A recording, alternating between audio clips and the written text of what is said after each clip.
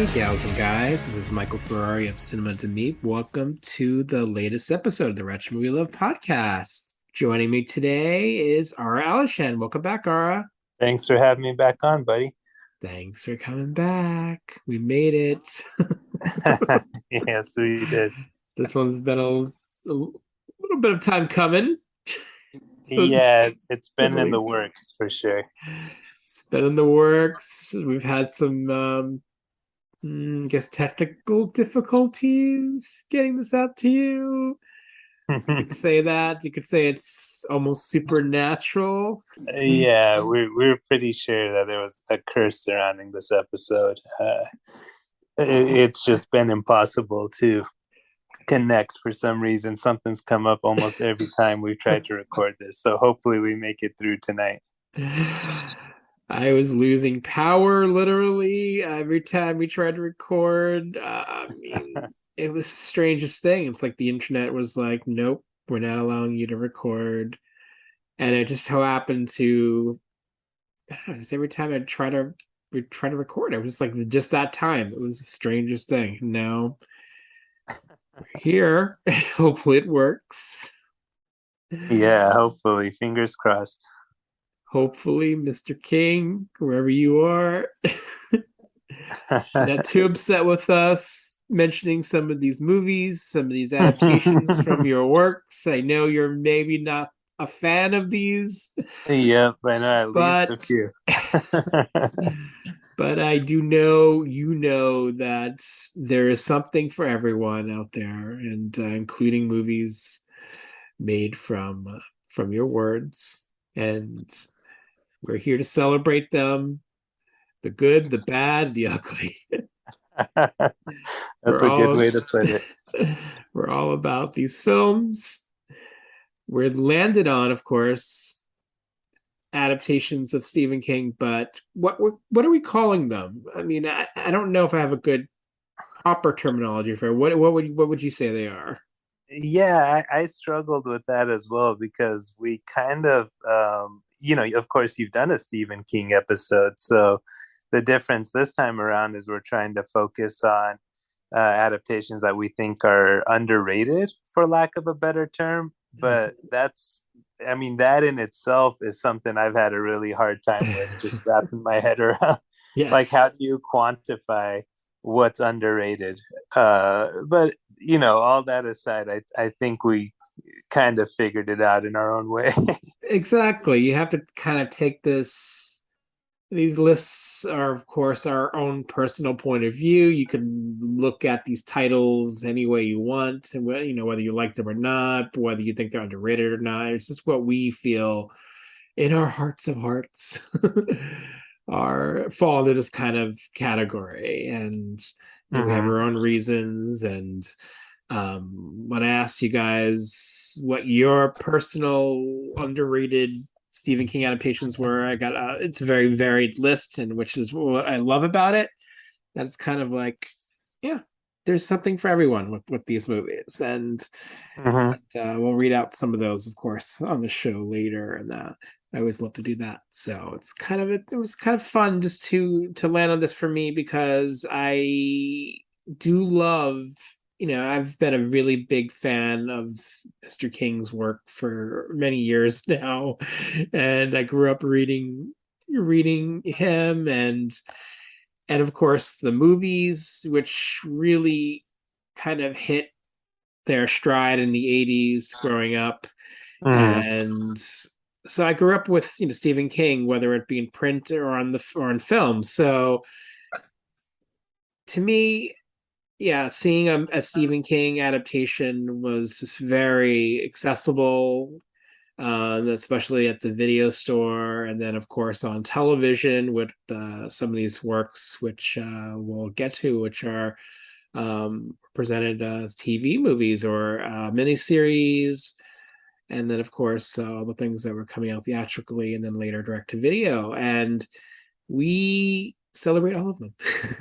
Yes. And so we're not limiting ourselves just to things that are playing in theaters this time. So there are going to be some TV things, which is great, and I love opening the door to television as well in the show as a big fan of movies on television as a kid. And yeah, so I'm just happy to talk about King. If you know me, I do love a good King movie, whether it be good or bad. I'm just really a fan, and so I wanted to get to it. We got to some, of course, and on this podcast, I've talked about some of the more respectable King movies. So you're not gonna find, say, like Carrie on this list. You're not gonna find. I think I talked about the Dead Zone, and Christine, and Misery, and Stand by Me, and It, and Salem's Lot, and Creepshow. Those are like those are adaptations that I consider like the best. I mean, I'll even do like a list later for you of like what I consider the best, and um, but then what about the titles that didn't quite make that top 10 list that time? Haven't, just kind of maybe hasn't been as kind to, or just not as popular, or just things that I haven't seen or liked as much in the past, but like now. So it's kind of all over the place there for me. And I know for you. So it's gonna be fun getting to them. Before we do that, we'll talk about our recently seen. I know there are a few new things for me. I'm curious what's on your list there, though. Yeah, it's funny because when we were originally going to record, I had no recently seen, and I wasn't sure what I was going to talk about. I was like, oh, Right. that's so odd. Sometimes I have too many things and I have to really narrow it down. Sure. Uh, but since then, I've actually caught up with a lot of newer releases. I just wanted to mention quickly. I did see The Gray Man on Netflix, which is the new action movie, Oh, okay.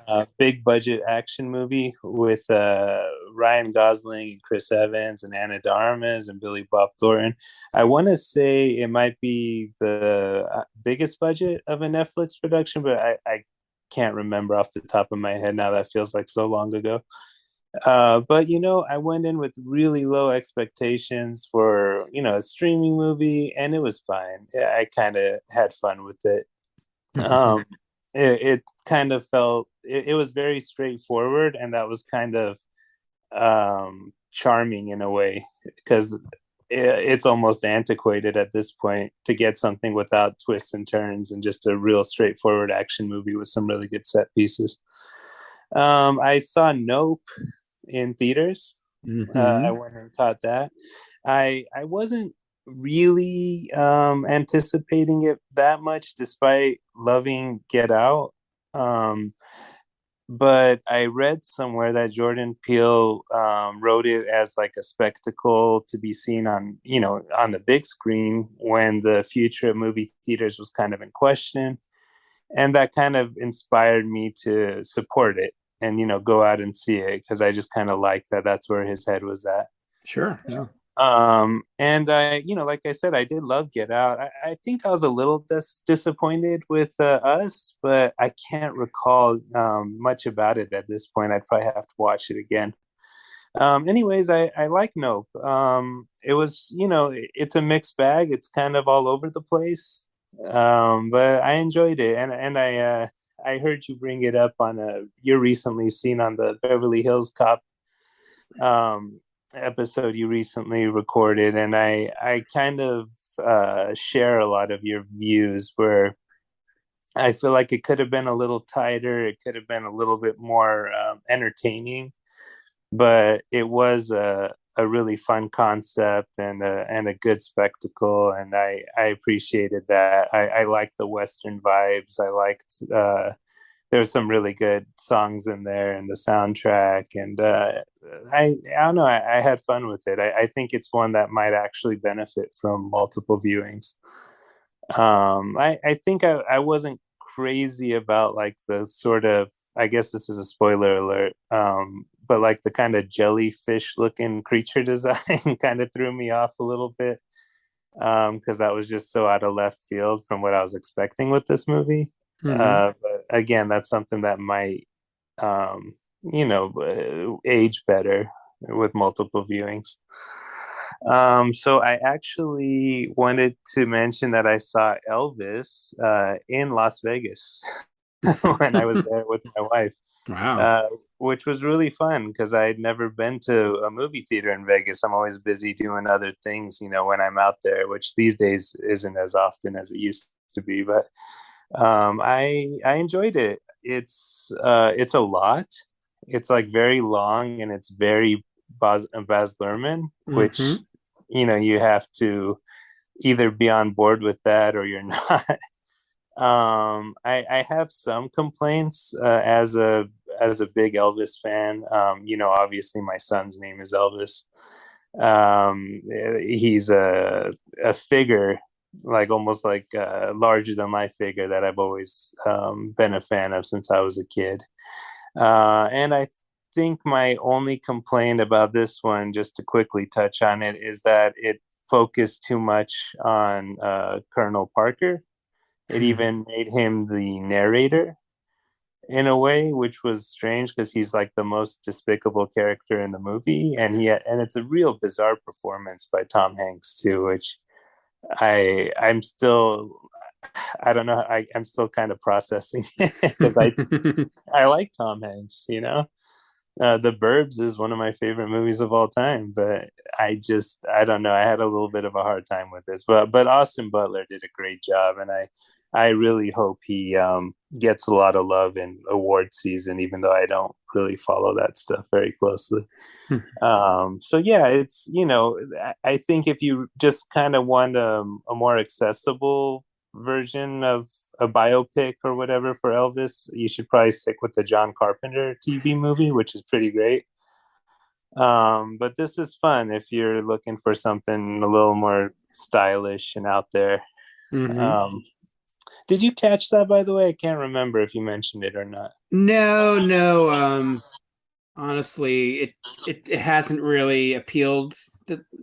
I guess the Baz Luhrmann stuff is not Sure. quite my favorite. Like, I'm a big fan of Strictly Ballroom, his first movie, and I feel like that's kind of where I'm at with him. I like that one, and I guess I like Romeo and Juliet, but I haven't watched it in a while. Yeah, Um, I'm a fan of Romeo and Juliet, and I haven't even seen Strictly Ballroom and a lot of his other ones. So yeah, I'm with you there. yeah, Strictly Ballroom. I'm all about that one. But since then, I'm not sure. So I haven't really. Yeah, this new one hasn't really. It's not something I'm gonna watch anytime soon. But it did make me want to revisit 3,000 Miles to Graceland. So Oh I God, might check that one out instead. yeah, that's something. That movie. I think we could do a whole podcast episode on that. Yeah. Yeah, just quickly to wrap it up, I also, again, sticking with all these newer movies, I just saw Prey, Mm-hmm. the Predator prequel. I actually I debated for about a week how I wanted to watch it, and I even had my sister offer me her Hulu login. Mm-hmm. And I just finally said, you know what, I'm gonna sign up for Hulu and give it a chance, and I did it, and I watched it, and I really enjoyed it. Mm-hmm. I wasn't expecting much, despite all the acclaim, just because it's like again, it's a 2022 streaming movie, same as the Gray Man or whatever. I just wasn't thinking it was gonna be, anything special necessarily, but I had fun with it. I'm not sure where I would rank it in the series. But I thought that they did a really nice job, and I'm kind of all for it. I saw a post that I meant to save. I wanted to send it to you, where someone said that every franchise should just kind of follow the Prey model now and like give us like a Final Destination movie on like an old pirate ship or Mm-hmm. like a Hellraiser movie in like ancient Rome. Mm-hmm. And there was some other fun examples in there that I can't recall now off the top of my head, but I'm like, yeah, I mean, this was really fun as a period piece and really well done, and I'd be all for that. The last one I wanted to mention, which has ties to our topic today, is the Black Phone. Mm-hmm. which I'd been meaning to see in theaters. And I even tried to kind of watch it when we were at the drive-in seeing the Minions movie with our kids, because I could see it playing on another screen. But I finally caught it when it came to streaming. I watched it pretty much right away as soon as I found out it was on Peacock. And again, I have like I try to lower my expectations with newer movies in general, but I was really into this one. I think the 70s vibes kind of drew me in right Mm-hmm. away with the soundtrack and the just the aesthetics. I feel like they did a really good job with it. Um, and it's not, it's not a perfect movie by any means. And I saw a lot of complaints online because I was so into it. I was kind of reading up on it afterwards, and I saw people complaining that certain things weren't explained and that you shouldn't have to, read the story that it's based on to get background on certain characters or motivations or things. And I'm like, honestly, like I'm okay with all of that. Like I don't need everything to be explained. I don't need to be spoon fed um, to enjoy a movie. I don't need everything tied neatly in a bow. So I just had a lot of fun with the story that was being told, and I don't know. I liked it a lot more than I thought I would. It's one that I definitely plan on picking up on disc. Um, so yeah, that's pretty much my recently seen, and of course, how that ties into our topic today, right? Of course, that's right. It was written by what's his name? Joe Hill. Yep, that's right. Joe Hill. Yeah. Who of course is the son of King. Oh, I was gonna say he was the star of Creep Show, but yeah, Oh, no, I'm just kidding. is that him really? Yeah, he's the kid That's in the awesome. rapper. That's right. I forgot. But yeah, no, of course he's the son of Stephen King, and this was based on one of his short stories, which I think is really cool. Kind of makes me want to read the story now. So I'd Nice. like to see more adaptations from him out there someday. Nice segue. Yeah, I mean, I think I mentioned seeing this. Did I mention I seeing this on the last episode? I can't remember now because I I saw feel it. like you talked about it at some point, but I can't remember what episode I it can't was. remember either. Because I saw it in San Diego when we were in San Diego. With Joyce Uh, and yeah, I was like, it was one of those movies where I'm like, I'm not sure what to expect. Like if I'm gonna like it, I had not of course read the story, so I didn't know too much about it. Knew was who mhm. the director was and like some of his work. Yeah, yeah, Um, me too. so I'm like, okay. And then when I found out it was set in the 70s, I'm like, oh, okay. And the time period that it was set in, I'm like, oh, I'm into that. And you know what? Bonus points, yeah. I ended up really loving that movie. I just thought it was Yeah, really well done from top to same. bottom. I thought the performances by the kids were great. I thought Ethan Oh Hawke was yeah. great, really intense and scary. Mhm. I just thought the period details were really spot on. Like Right, yeah. nothing in the movie like it hits you over the head like this is a period film. It's like it's done so well. And yeah, I just really was really impressed by it. And I felt like this is a kind of a breath of fresh air for horror. It felt like something kind of little out of left field, which was nice. Like not as derivative as some of these other things we've been watching lately. I mean, kind of Nope is a bit like that too. Kind of something different. I to me Mhm. that movie wasn't successful in pulling that off because there were like too many ingredients that didn't make a successful stew. It was a Like little bit of a mess where this was a yeah, little more streamlined for yeah, sure. that's definitely felt like a cohesive whole, like a revision that where nothing kind of holds it back from being from what it is, like because of too many ideas and too many whatever. This one Hmm. felt just like yeah, I was really into it, and I'm excited to revisit it one because I did pre-order the Blu-ray Oh, nice. So I think it will be out really soon. So I'm excited to revisit it again because it was just that good. I just thought, wow, this was really impressive.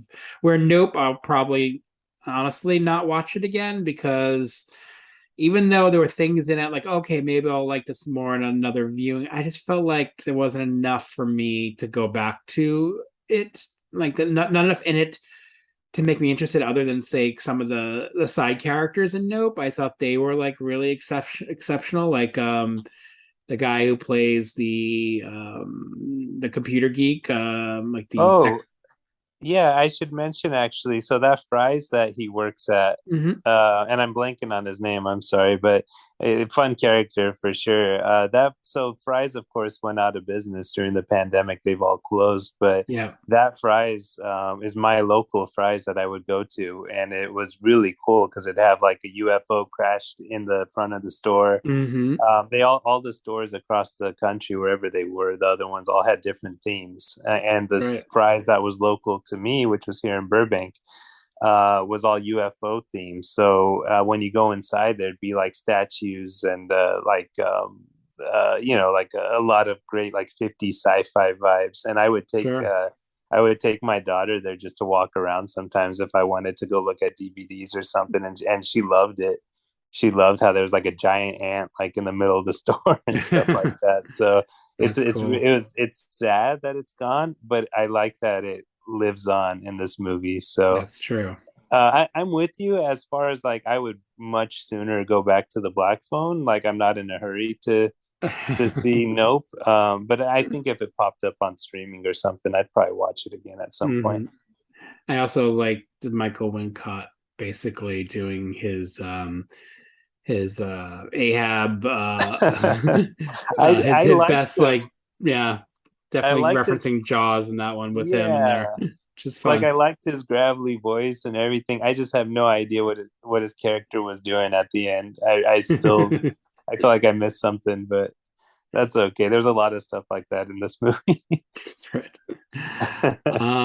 Other yeah, so other than those two new ones, let's see, going through the list. Oh yeah, Prey, like you, I saw Prey on Hulu, Uh-huh. and I was actually really impressed by Prey. I thought it was really good. Yeah.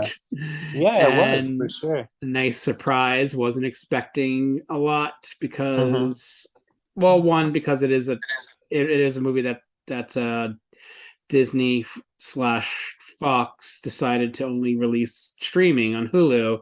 Like, okay, maybe they feel like it's not strong enough to be a theatrical film, which is odd. Okay, for a movie in this franchise, Yeah. and for it being kind of just to not, yeah, to be, I guess what you would call a prequel.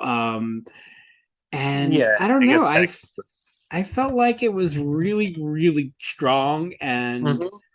and really exciting and very streamlined. Like it was not kind of what I was thinking it was going to be, which was nice. I thought it was kind of really simple and to the point and just Yeah, really which is entertaining. refreshing. Yeah, Yeah. especially after the last Predator movie. I mean, this was awesome.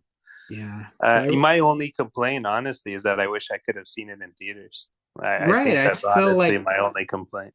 I feel like it would have even yeah, would have benefited even more. I mean, we I try to make it as theatrical as possible in the house with with the sound and everything, but it just felt like yeah, on a really big screen this would have been even yeah, because there's a lot of details. It was actually it's clear that it was made for the big screen too because it's not like Yeah, this is not like a movie that was made for a small screen. You could tell like it, I think it's so. epic and in the way it's trying to tell it's rather streamlined story, which is nice, which I really Hmm. like.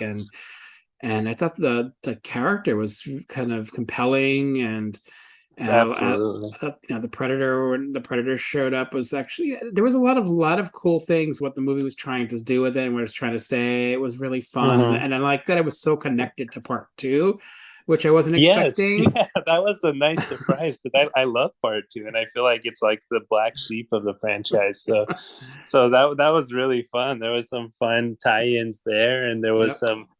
there were definitely moments that I feel like were meant to like be crowd pleasing Mhm. lines, like kind of throwbacks to the original, Right. um, that like would have played well in theaters too. And I don't know, I was really into it. I kind of want to rewatch it with the Comanche dub now, Yeah, I which is do awesome. too. I think that might be a really I cool way think to that see might it. be, yeah, I think that might be, next for me, next Mhm. time I get a chance to watch something, just because I really enjoyed it that much. Absolutely. So yeah, definitely a nice surprise. Not as nice. They them the new Oh, right. Blumhouse Kevin Bacon at a summer camp slasher question mark. That's what it's being sold as, Kevin Bacon at a summer camp slasher, of course, at a gay conversion camp slasher. And it is a slasher movie, I guess, but it takes a really long time to get to the slashing. It is there, honestly, but it's not quite. This movie's not quite sure if it wants to be a good like coming of age story or comedy or horror movie. It's like it tries to be a few things, and I don't think it really pulls it off, honestly. Interesting. I just didn't find it. I just didn't think it worked. It has a twist that's super obvious. And like 20 minutes in, my wife and I are like, "Oh, okay, this person is, you know, this I hate person, that. this person X, right?" And then like, Yeah. oh, and then when it happens, like, oh god, really? It's like the most obvious thing you could have, and it just, and then it just again takes too long to get to any actual slashing. It builds up the characters in a way that's kind of nice, I guess. If you are making a slasher, you kind of want to care about the characters, but then where it goes with the slashing when it finally gets to that point, it just really is kind of unforgivable because it doesn't really, it pulls its punches. Uh, It doesn't quite have bite. Let's say. But that's a shame. I'm trying to tiptoe around giving anything away. So I was kind of, yeah, I was pretty disappointed with that one, to be honest. What a waste of Kevin Bacon. That's Yeah, sad and I to hear. feel like, yeah, there could have been, he could have had more interesting things to do. I mean, yeah, but the movie really wants you to think it's kind of a drama, so which is, not that is cool. I did watch Day Shift on Netflix. Is a new big Netflix. You talked about your big Netflix movie, The Gray Man, which I haven't seen. But I watched the Day Shift movie with Jamie Foxx and Dave Franco and Snoop Dogg. It's a horror movie. It's a horror comedy, really, kind of an action buddy comedy that molds. Getting a lot of feedback today. Sorry, guys. And it was really entertaining. Actually, I was kind of surprised that I liked it. To Oh, be honest. nice. That's nice I to hear. I wasn't sure. I wasn't like going in with that one with a lot. I guess I heard that Joe Dante enjoyed it a lot. Oh, that's cool. He was kind of surprised that he liked it as much as he did. So I'm like, okay, if Joe Dante likes it, it can't be too bad. So, and yeah, it's a really entertaining kind of modern action buddy movie, but also a horror comedy about vampires in LA, and yeah, I really enjoyed it. I thought it was a lot of fun. It was a lot of flair with the director. The guy who directed it does a lot of like second unit work on like movies like John Wick and like big budget action movies. So he's been doing that for like the last 30 years of his career. He's like this military guy who does a lot of action movies, and so there's a lot of flair with that, which is fun to see. And also what they did with this one is they used contortionists to play the vampires. That's cool. So there's a lot of bendiness going on in it, which is kind of Nice. unusual for like a vampire movie, which was nice. Yeah, so it has like its own style, and then it has a good amount of comedy in it, of course, with Dave Franco and Jamie Foxx kind of playing off each other a lot. And then you enter Snoop Dogg, who I thought was a really cool character, and I was like, oh, he was like really VIP of the movie, honestly, and and That's funny. I really like his character, and I'm hoping there'll be more, with that character. We'll see. Nice. So I I was entertained by that one. Oh no, that's cool. I was just gonna say I have a soft spot for Jamie Foxx, and I actually want to check that out. Mhm. I Many years ago, my wife and I were with friends at a club in Hollywood, and it was almost closing time, and Jamie Foxx just kind of started randomly, spontaneously giving a concert, Oh, and he was like the most like personable, like cool. funny, like friendly guy, and I don't know, ever since then I've kind of liked him.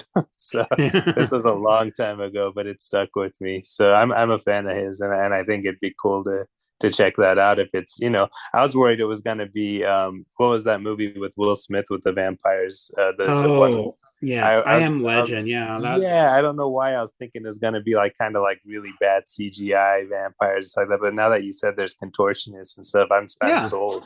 I want to check that there's out. definitely like some CGI enhancements here and there, but Sure. I mean, it's and 2022. yes, Yeah. 2022, so you gotta expect that. But for like for vampire action comedy, I'm like, oh, it kind of hits what it's trying to do in a really entertaining way. Very cool. I like that. Bullet Train, when we went to see that, we went to see a lot of movies in theaters and on streaming because we had like all this time since the Yeah. kids were with their grandparents in San Diego. So we went to go see Bullet Train, not a movie I would actually go see in theaters normally. Hmm. This is not my kind of thing. But I thought it was actually fairly entertaining for what it was. Oh, It's cool. I Cool. probably won't watch it again anytime soon. Maybe. I mean, I probably will. Maybe I will. Like, because Joyce was actually really a fan of it.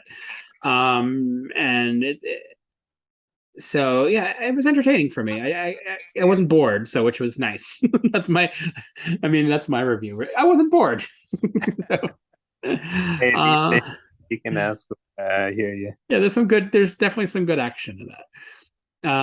Resurrection, the latest horror movie with Rebecca Hall, a new movie with her and Tim Roth. And actually, there were two of them that I watched: Resurrection and The Night House, which came out I think a couple years ago with Rebecca Hall. And I finally caught up with it. It was playing on one of the streaming services. Like I've been meaning to watch this movie, but I just didn't get around to it. So I watched Night House first, only because that one was older and I wanted to get to it before I watched the new one, Resurrection. And I really liked the Night House. It was really stylish and well done. And these two movies, both The Night House and Resurrection, are really one woman shows with Rebecca Hall, who's a really one of my favorite actresses working, and of course a talented director too in her own right, and taking following in the footsteps of her father, Peter Hall, who was a great like classically trained theater director. He's directed like a Royal Shakespeare Company and also that really kind of stupid, sleazy '90s thriller "Never Talk to Strangers" with Rebecca De Mornay and Oh Antonio yeah, Banderas. I remember that. So, like, part of me like imagines like a young Rebecca Hall going to see her dad on the set of that that cheesy movie, which is fun. But considering that he had to get his big career before that and making like doing Shakespeare and stuff like that. It was kind of funny. So yeah, she's following in her footsteps, making films as well. Here the star of these two films, and I thought think she adds a lot to the films when she's in it because you really see a lot of her. You can see a lot coming from her as an actor, just a lot of sides from her, and these movies really utilize her as an actress and the pathos that she brings to the roles. And they're very they're movies that kind of mirror each other a little bit in fun and interesting ways because they're like very psychological. We call them psychological horror films. And Mhm. The Night House I liked, but I think Resurrection I would maybe give a little bit more of the Edge to the new one with her and Tim Roth as maybe a character in her past who's coming to haunt her. And I just really like where it goes with that one, and it has a style to it as well. But again, movies that really rely on performance, which is nice. and in horror. So it's nice to see that there's these horror movies that are coming out, like these two and The Black Phone and a few others that where they're not just movies that rely on cheap shocks or loud music cues or special Hmm. effects. They rely on good old fashioned acting and dread and suspense coming from the filmmakers and the editing and the drama of the situation, which is great. And so I really like these two movies, especially Resurrection, and so I'd recommend them. One more. Yep. What streaming service are those on? Sorry, I was Oh, I curious. think uh one of them was The Night House. I think it was on HBO, and Resurrection I rented. It was like a new rental. Okay, So cool, I'm not cool. sure if that's gonna be on like an Amazon Prime or whatever, but it was a rental, so on streaming. So Oh, um I'll keep an eye out for them. Sounds cool. interesting.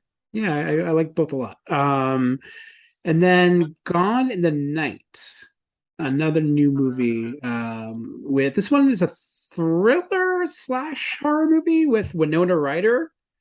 About Oh, interesting. a woman who visits, kind of like, she goes on a little getaway with her boyfriend, and then when they get to like the house that they rented in the woods, it's occupied by a young couple, and they decide to, it was like maybe double booked, and they just decide to spend the night, and then the next day the husband kind of takes off with the young woman. And it's basically a mystery, which it starts off kind of as a mystery, I think a thriller mystery, but it goes into some really weird places that I was not expecting at all, and I was Okay. quite surprised by this movie, because yeah, it was nice going in blind. Let's put it that way. So I'm gonna leave it at that. Don't watch the trailers. Gone in the Night, it's called. Winona Ryder's in it. It's available now to rent streaming. It was also playing in AMC theaters briefly. So I had like a little run, and then it went to streaming, as a lot of movies are doing these days. And I yeah don't yeah just my recommendation, because I actually really ended up really enjoying it, and but it wasn't sure that I was going to, because of these places it was going to, like, it was kind of changing course, like, oh, okay. um and then where it ends up by the end, I'm like, oh, that's kind of a nice little surprise. It's also like 90 minutes long. Oh, that's nice. Yeah. And I always like Winona Ryder, and she's good in it, and it has some has some nice moments and some fun surprises, and so just I'm not giving it away. Just watch it. Maybe you'll be surprised by it or not. Don't blame me Oh, for that. very cool.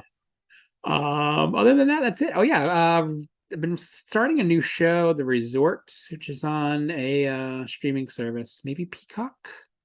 I think I saw that on pop up on Peacock. I've Yeah. been watching Unsolved Mysteries on Peacock, so all those other shows are always recommended on there, but I haven't given them a shot.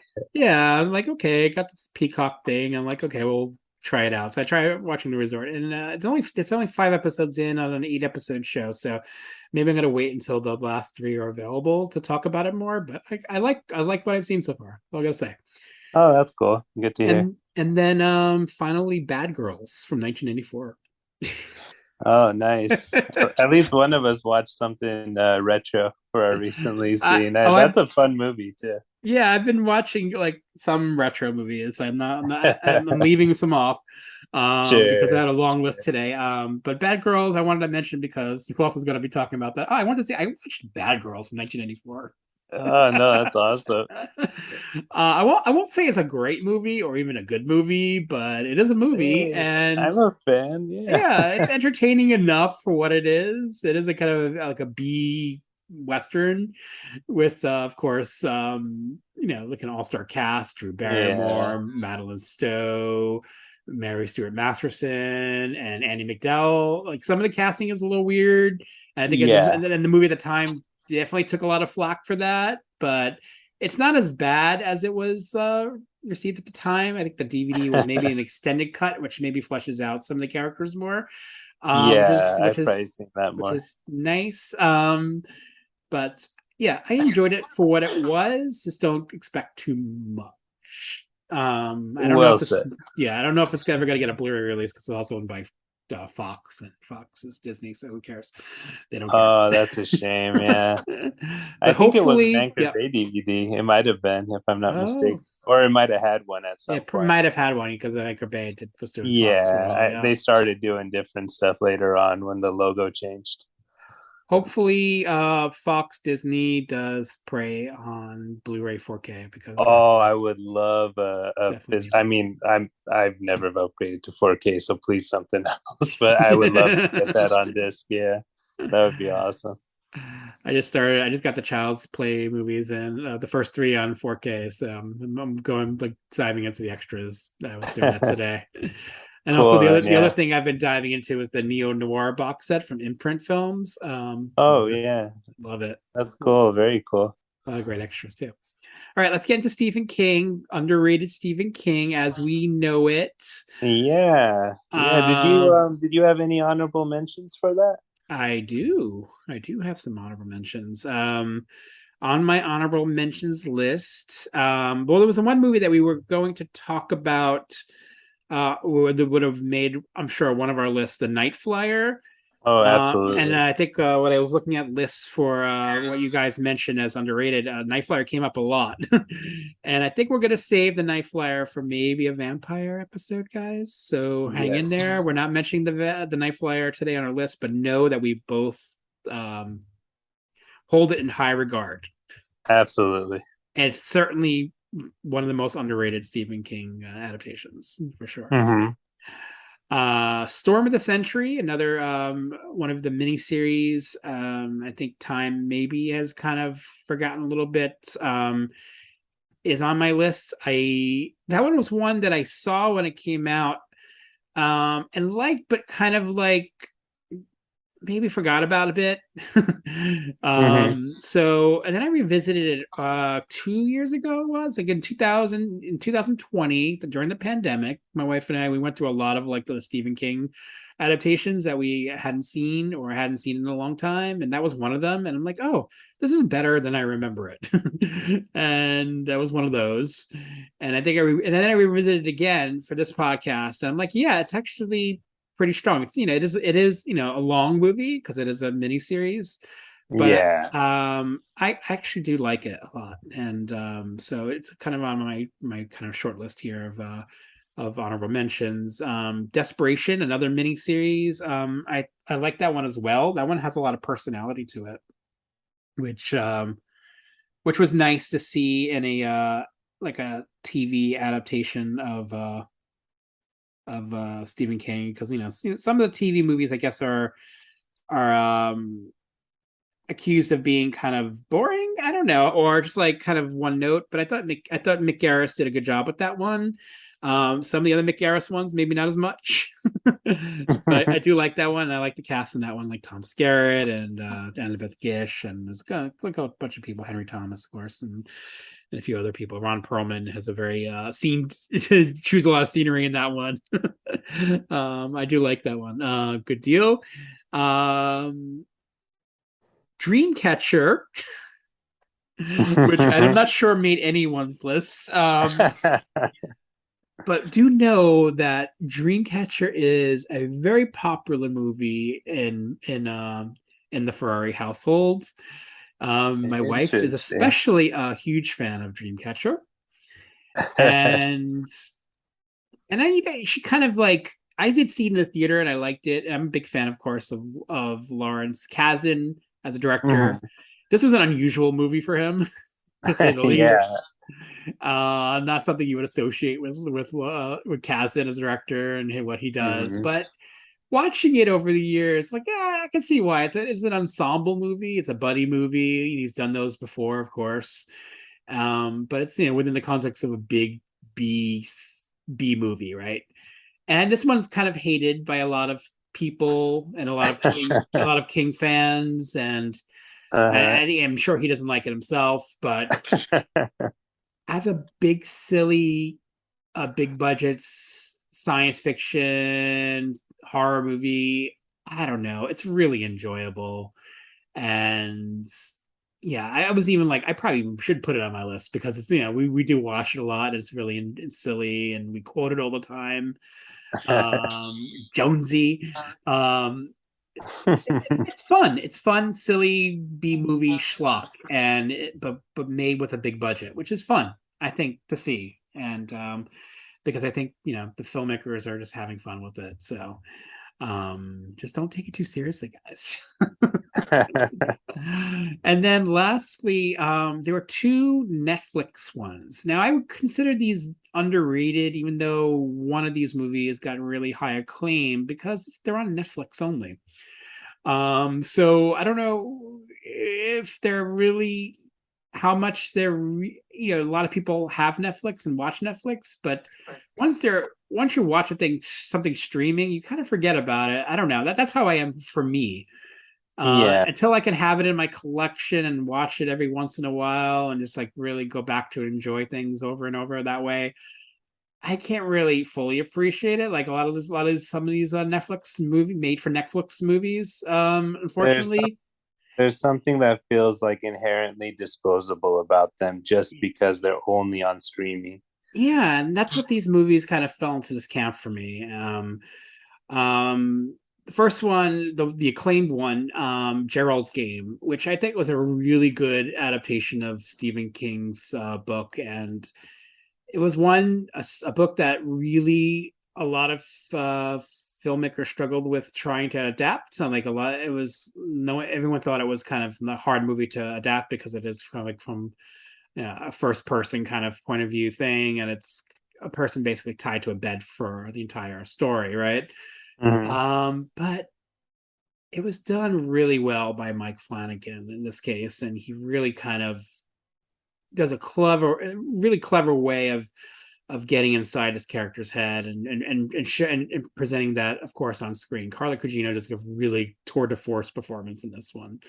I think normally a performance that would have been rewarded with awards if this was maybe more of a high profile theatrical release, which unfortunately wasn't because it was made for Netflix. So yeah, so I was really impressed by it, and I think Mike Flanagan so far has been pretty good with doing Stephen King adaptations. So I'm happy. I've been happy with them, and I think this one was a really good film. And again, yeah, when I was asked people for their lists, I didn't see Gerald's Game, so I feel like it is getting kind of lost because of that Netflix stigma in a way, for me at least. I think I call it stigma. Another one, 1922, which is a going back to Dreamcatcher. Thomas Jane was in, of course, Dreamcatcher. Here he stars in this kind of this adaptation of Stephen King's story about a farmer in 1922 who conspires to murder his wife because yeah, for some reason, he has some good reasons. You could say his own reasons. It's a pretty dark story of murder and on the farm, but it him and Molly Parker plays the wife. I don't know, they're really good in the movie, and I was really kind of riveted by the story and the way it plays out in the movie. And another one, yeah, that I would probably watch more if it was available on Blu-ray, but no, so just kind of like stuck on Netflix. But yeah, you can watch them easily if you have Netflix. So if you're in a mood for something that's a Stephen King story you hadn't seen before, give 1922 a try. Again, based on one of his novellas. I think Thomas Jane and Molly Parker are really good in it, and it's worth seeking out. So definitely a fan of those two. What's on your list?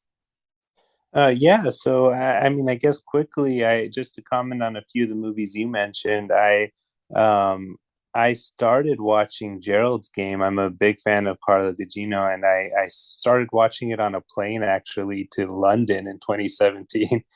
And I never finished it. So this was a reminder for me to go back and watch that. Yeah, And I was into it. I was really into it, but I have no idea how it ends because I yeah. didn't see it. Watch. So I would I think I recommend. might have fallen asleep even. I would recommend watching it in one sitting. Try to be held captive by the movie, like she is Yes, being held captive. I think that's good. That's sound advice for Yeah. sure. And I love Thomas Jane as well. But again, with these Netflix movies, there's so many that I just never got around to, and that's definitely on the list. I should check that out. I'll take this as a reminder. I did watch one of the movies you mentioned recently, and that Mm-hmm. is a movie I forgot to mention as recently seen, which is Desperation. Mm-hmm. I had never seen it before, and I enjoyed it. I feel like it kind of fits in with a lot of those older Stephen King TV adaptations and Mm-hmm. miniseries. Yeah. Even though it was made in 2006, Yep. if I had a complaint, I would say that it loses steam after they kind of swap out villains. Mm-hmm. Just because well, I guess spoiler alert in a way, but like you mentioned, Ron Perlman is just such a larger than life. He gives such a larger than life performance in this. Yes. The movie, unfortunately, following the story, does kind of sub him out at a point, which is a shame because he's so good. But it's Mm-hmm. okay. It's still a fun movie, and there's a strong cast in there, like you mentioned. So I guess as far as I should mention also Dreamcatcher is a movie I saw in theaters and haven't seen since, and you've kind of sold me on checking out again because I remember being really into the first half and then like really like just like my jaw dropped in the second half. Oh Like yeah. what was that? Like It'll what was definitely I it'll watching? it's polarizing that in that regard, definitely.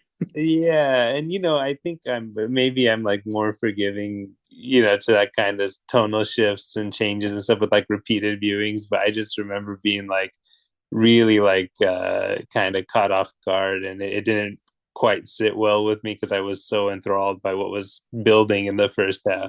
Mm-hmm. But that's okay. I think you've kind of sold me on giving that another chance as well.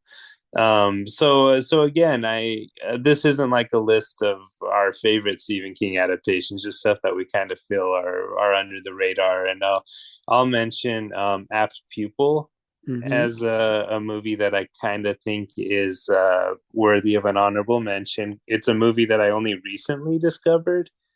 I want to say like maybe 2 years ago I saw it for the first time, and wasn't expecting much, but I thought it was pretty effective. I'm not sure it's like a movie I would go back to a lot, but I thought it was really well done, despite having a very problematic director, unfortunately. Mm-hmm. Some really good performances in there too. I wasn't tempted to include the It miniseries. I'm not sure if that's kind of underrated. I feel like it is, especially because everybody was so high on the newer films. I personally didn't even bother watching chapter two of the new It because I was so unimpressed with the first one. So Mm-hmm. I just didn't even give it a shot, which is kind of a shame on me moment. But I'm a fan of the original for sure, and it was like the talk of the playground when I was in elementary school and it came out. I remember it was a really big deal, and we all were kind of telling each other like what happens in it. Whoever hadn't seen it yet, and that's a real fond memory I have. So I'm a big fan of that. I don't know. I feel like it's iconic enough to where it doesn't need to be mentioned Mm-hmm. or covered at least.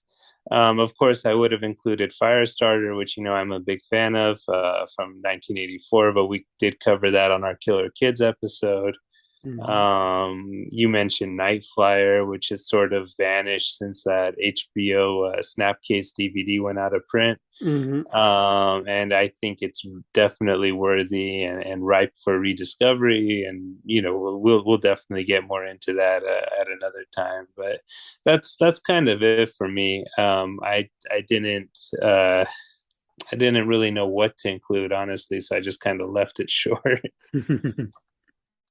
All right. Yeah, I'm gonna have a couple more lists later, so we'll talk about some more Stephen King other than our main list. So Nice. let's get right into your list. Number five. Here is the TV spot. You killed my daughter. I curse you. Finish. The touch of evil. That old gypsy put a curse on me. The taste of revenge. I'm being erased. The terror of Stephen King. Get off before this goes any further. I never take it off. Thinner. Directed by Tom Holland. Rated R. Starts Friday, October 25th. Everywhere. Based on the bestseller, Stephen King's Thinner serves up the story of a 300-pound attorney with an inflated ego to match, a 109-year-old gypsy with a supernatural axe to grind, and a dose of deadly revenge that compels its victim to eat now and pay later. Starring Robert John Burke and Joe Montaigne, with sensational effects from the Academy Award-winning makeup wizard behind The Mask and Mrs. Doubtfire. It's the shocking story of the ultimate payback. And of course, that is the who put out this VHS for Thinner? Oh, Republic Republic, Pictures. right? Yeah. I got thrown off by the Spelling Films logo in the credits. So yeah, that's Thinner. I definitely wanted to include Thinner on my list. It seems a little low at 5, but again, I love all these movies, if I'm honest. And I think Tom Holland is sort of a treasure, so I definitely wanted to take the opportunity to talk about one of his movies that is kind of been forgotten to time. Mm-hmm. I think Thinner is really effective on various levels. I think it's kind of a disturbing premise and a disturbing payoff. It gets pretty grim and harrowing, but it's really like funny and entertaining at the same time. Stephen King, of course, has a fun cameo in there as a pharmacist. There's a lot of really fun performances from the cast. I think the prosthetics are actually pretty great too. Mm-hmm. And I think it's funny that they're kind of selling it as the makeup effects from the person who did Mrs. Doubtfire for such a grim movie. I do love it when King mixes like the mob into his stories, which happens every now and then. And I think this had a really fun wise guy performance from Joe Montaigne. It also has one of the most like ridiculous like nightmare scenes I've ever seen, and I love it. It's just, I don't know, just the way the story escalates in general it's like lunacy, like for lack of a better term, and I love it. I'm here for it. And the ending, like I said, it's pretty dark, but it's brilliant too. So I mean, again, I love Tom Holland, and if I wanted to mention one of his Stephen King adaptations, I'd probably go with Thinner over The Langoliers personally. But that one might be worth mentioning as well, despite some pretty suspect CGI from what I remember. But yeah, I'm a fan. I feel like it's a movie that deserves more love, and I'm curious to hear your thoughts. I have an interesting one with this one. Thinner was a movie that I think I liked when it came out. I didn't see it in theaters, which is unusual because I usually see, I think, Stephen King things in theaters. I don't remember seeing this one in theaters, so I watched it on video, and I liked it, but it was something about it was like kind of holding me back, I guess. I wasn't sure at the time what it was. Maybe the casting. I don't know. I couldn't connect with the character because it is a character who you don't like at all. Yeah, he's not a likable character. Not at Absolutely. all. And I'm not sure if there's anyone in this movie that is actually likable. Thinking about it now, rewatching it, I'm like, who do I actually? I can see that. Yeah, Who do I see like in that. this movie? I don't Who know. do you root for? The gypsies definitely Yes. could be sympathetic, but they take it to the next level, and they're so over the top, especially the kind of gypsy princess that Bethany Joy Lenz plays is so over the top that you can't even root for her. So Yeah, I yeah. think the problem with the movie for me is that I don't know if anyone's portrayed in any way that I could connect to, because I feel like the movie wants you to, it's like in a Tales from the Crypt kind of way, you're supposed to like enjoy watching this character kind of suffer and get their comeuppance by the end, right? And I guess you do in this do in this way, but the movie does kind of make you want to sympathize at the same time, which I think was a mistake.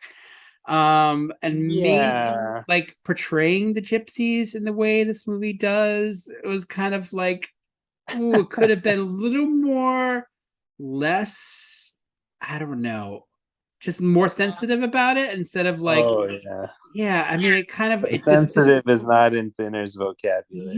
it's not at all. And I understand that when you're dealing with genre film, like you can't like always portray characters in an honest way, but I don't know. I feel like this movie That's makes me fair. feel a little icky about with the way gypsies are portrayed, and That's totally um fair. the way heavy people are portrayed. I don't know, it just feels a little like, I don't know. I just can't. I can't vibe with this one. But I could definitely see, well, why it would be enjoyable for people and fun, because it has again like that Tales from the Crypt kind of like, It does uh, have a very Tales from the Crypt vibe. it That's a good feels way like to put it. that's where this one's coming from, with the term that the way the horror and the comedy kind of mixed together, Hmm. in a dark way, in a darkly comic way, I guess. I guess I didn't. Carrie Wurr is in it too, right? She's like the Yeah, I misspoke. She's actually the gypsy. she's the I gypsy was one. thinking of the actress that plays the daughters in a bunch of stuff these days. But yeah, Right. that Carrie Wurr from Anaconda and other Right. movies like that is in there as this Not a really subtle over the top not a subtle gypsy. performance. Neither is Michael Constantine, as the gypsy father, I guess. Yeah. He of course he's like famous for playing like the dad and like the Greek, My Big Fat Greek Wedding movies, and he of course Oh, sadly is he? I had passed no idea.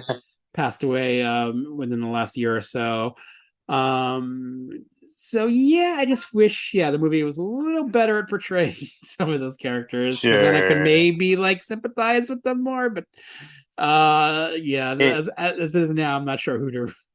No, that's okay. Honestly, I feel like it would never be made today for all those reasons that you Mhm. mentioned. It would be canceled on arrival, Yeah. and that's totally fair. But to me, like kind of having grown up with it and in less sensitive Mhm. times, it does play like a prolonged episode of Tales from the Crypt, which, like you said, you summed it up perfectly because I was a big fan of that show.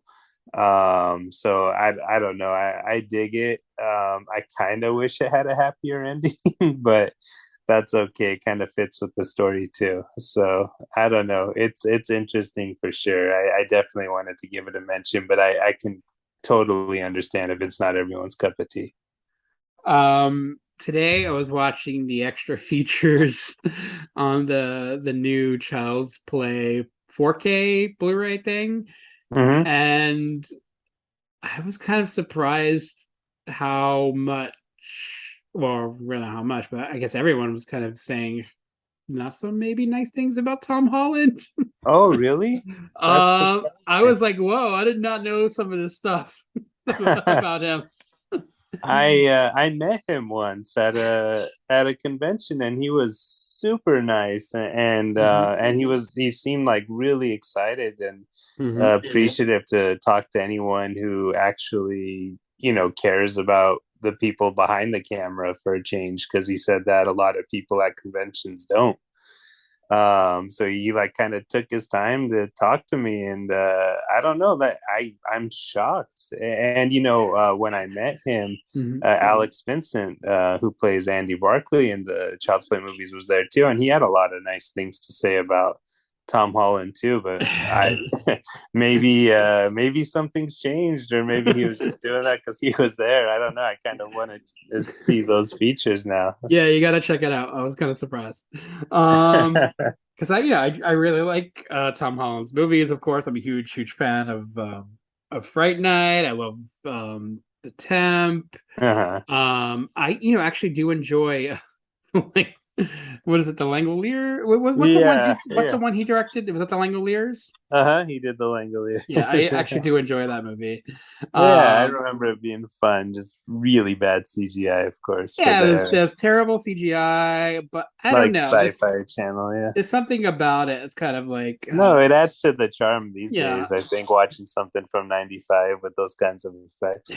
Absolutely. So yeah, I was kind of surprised, but yeah. I have Thinner on now DVD and Blu-ray, so I have 2 copies of this. Oh, nice. I think I have it on DVD only. It's that Olive Films release. Before that, I had an ancient DVD. It was a very, very early one. Yeah, I have that ancient one, and I have the Olives Film Blu-ray because I think they both have different special features. So now I have 2. I'm all the thinner. All the thinner. All right, I'm gonna get into my number 5. Here is the TV spot. There are places in this world that bring things back. That cat was dead. Church?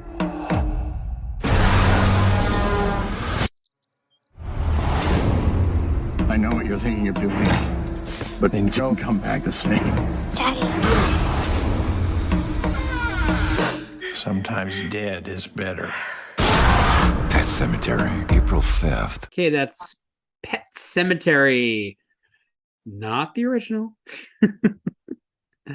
Yes, I'm going with the remake. Based on Stephen King's terrifying novel comes a film critics are calling a creepy masterpiece. After the Creed family relocates from Boston to rural Maine, they soon discover an ancient burial ground hidden deep in the woods near their new home. When tragedy strikes, the grief-stricken father is driven by the cemetery's sinister power, setting off a perilous chain of events that unleashes an unfathomable evil with horrific consequences. Some secrets are best left buried in this twisted and bone-chilling thrill ride. That's the back of the Paramount home video Blu-ray. Of course, this movie came out in 2019, right before the pandemic. So I'm a big fan, of course, of Stephen King's Pet Sematary, the 1983 novel, which this is based on. I went to go see the 1989 film when it was a new release in theaters, and I was a fan of it. I found it a good adaptation and entertaining, well done by director Mary Lambert. And then I think it was 3 years after that one, Pet Sematary 2, of course, the sequel, which was not based, of course, on any source material. It was just a sequel to that film. And here they went back to, of course, the source material with the original story. They were making the 1989 film at the same time, so you're getting a bit of both. You're getting a remake of the film, and also a remake of an adaptation of the story. And then the movie kind of has its own thing going on too, as well. This is when you add all these ingredients together, it's going to alienate people, right? It's going to alienate some fans of the book. It's going to alienate fans of the original movie. It already has strike going against it because it's a remake. When I say I like a remake, I don't take it too lightly because I'm really honestly not a fan of most remakes. And as you guys know, there's very few that I count as ones that I really enjoy or even find better than the originals. We can rattle off that list, but you guys probably know what that list is. Now Pet Sematary 2019 movie, I'm going to go out and say that I like more than the 1989 film, which is sacrilegious, of course, you guys. out there who are fans of the '89 film. But for me, the reason why I like this one movie more is because it kind of takes the source material a little more seriously than the '89 film does. Now, the '89 movie has a good amount of drama in it, but it has a very dark sense of humor about it that's, I'm not sure, kind of works at times in that movie. That kind of sometimes distracts me. Um, Sometimes I know it's something that's definitely run a theme that runs through like Stephen King's work is definitely dark humor, and there's definitely dark humor in this movie too, but it's done in a different way. The '89 film, I don't know if the balance kind of really works for me as much as I do like the film. I just think sometimes it gets really too melodramatic at times, and in a way that kind of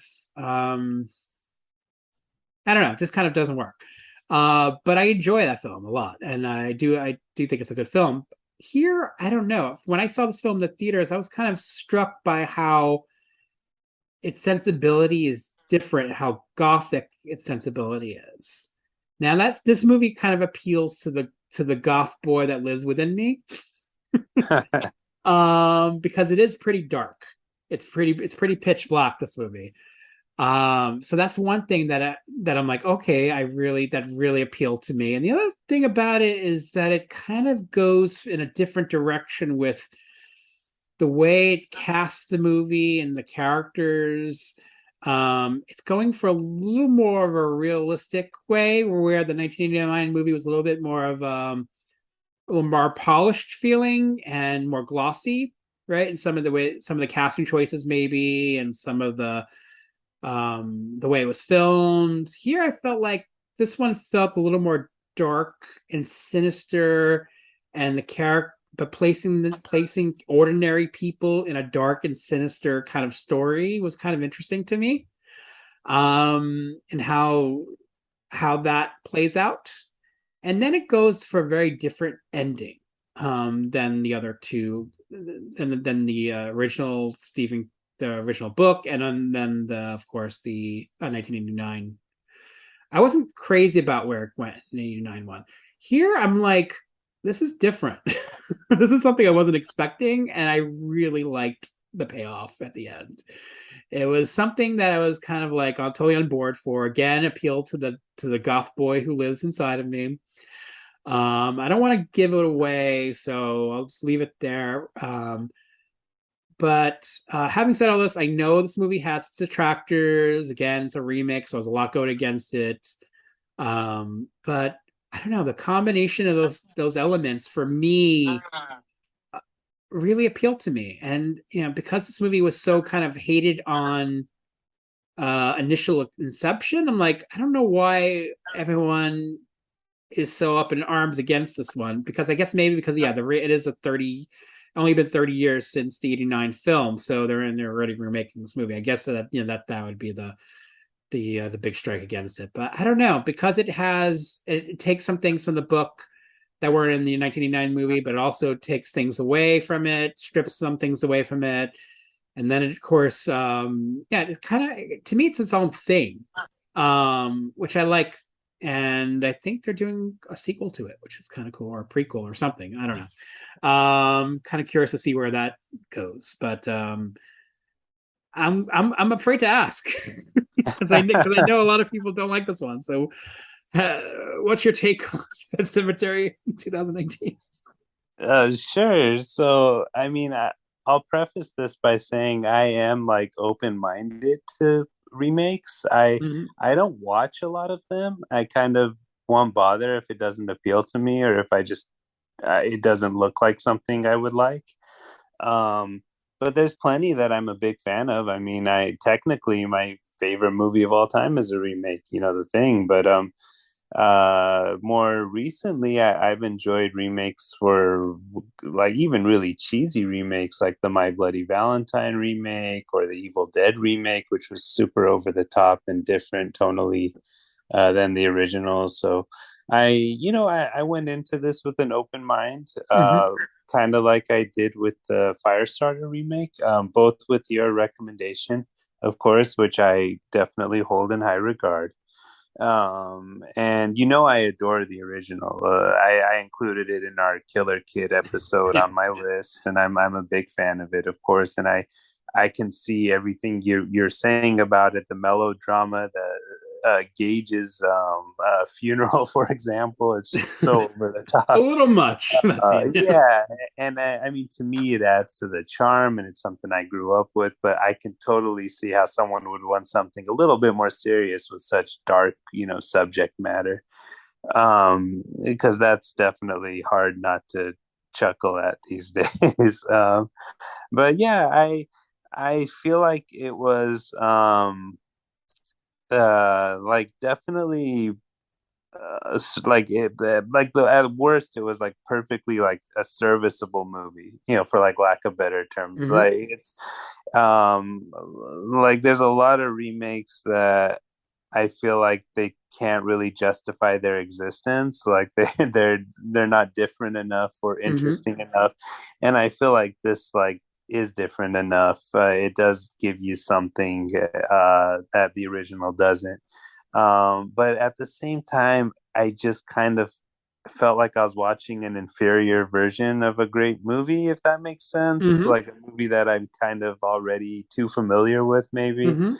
And the main one of the major twists has to do with the children in this. That I think at some point that was spoiled for me ahead of time. So even that, Yeah. maybe that would have been a better payoff. But it was something I just kind of was expecting. So unfortunately, that didn't hold as much weight with me either. Even though it's done well, even at the moment it happens in the movie, it's done well. Up to the last second, where you kind of don't know what to expect. Hmm. Uh, I will say, I thought that Church the cat was really good in this. Like, I really like what they did with that, Yeah. with the cat, and just like how he looked, like how he acted, everything. I just thought was really like properly creepy. Again, like it wasn't terrible, but it just kind of washed over me, and I feel like I watched it kind of early, getting into these movies Hmm. and getting into our list. And honestly, it's already like a little bit hard for me to remember, even though it's probably only like a month ago. I'm having a hard time kind of remembering all those things that Hmm. happened in it. I do think that they dropped the ball a little bit with Zelda, who Hmm. was such a creepy part of the original. That Yeah. I mean, that gave me nightmares as a kid. And I feel like that's okay. Like it's just it's 2019 is just gonna handle that kind of Yeah. horror and that kind of character a lot different than 1989 would. And I'm just more biased and Hmm. partial, I guess, towards the older way of presenting that and how creepy that was, Hmm. as opposed to a little bit more of I think it was more like kind of going for like jarring kind of scares this time, and I maybe a think, little CGI. I'm trying to remember, but yeah, I think to me, what this movie was doing with the Zelda was it was more of a character based horror thing where it's like her memories of what happened rather than in the original right. movie where you actually see it. It's like where you're seeing it as a scene. Here it's like kind of like flashbacks in her head and what things Yeah, that are haunting her currently and that's her because death haunts every one of these characters in different ways and it that's why does. to me it's a very gothic movie because it's very much about how these characters deal with and grieve and deal with Hmm. death and she has a very much she's really hung up on it and because of having to taking care of Zelda and that character and like being feeling responsible for her death and as we know in the original story It's but such a huge, yeah, yeah, so here it's exactly. played in a way that's like less about Zelda, more about how she reacts to it, and that's Yeah, kind of like what I liked about it. It was less about what Zelda looked like and how like how that would creep you out in the original movie, more about how she's so affected by it. I can It's see more what you psychological mean. for me. Yeah. Yeah, because it's almost like presented as in like a supernatural, like horror kind of manner where Hmm. you're not sure what's going on with those scenes. But if you Sure. look at it as just that's her trauma and her Hmm. way of um reflecting on that trauma as it's being brought up with everything else that's going on in that house, and she's experiencing it or re-experiencing it. I can see, I can appreciate what you're saying for sure. It just didn't quite connect with me that way. Sure. But yeah, I don't want us to start off like kind of 0 for 2 and not being crazy about each other's picks, but it just, like it was fine. Honestly, it was fine. To me, it was like a little bit forgettable. And I totally had an open mind about it. I would give it a shot again, probably sometime. I just didn't quite connect with it the way I was hoping I would. Sure. Lastly, I'll say props to John Lithgow for playing that character, because my favorite thing about the 1989 movie is probably Fred Gwynn, who's amazing in that role. Yeah. And I think maybe should have even been nominated for that performance, because I think he was so good in that movie. Big shoes to fill. Absolutely. Big shoes to fill, but I think Lithgow pulls it off in this one, which in his own way, because he's Lithgow. So yeah, no, he's a great actor. I thought he was fine for sure.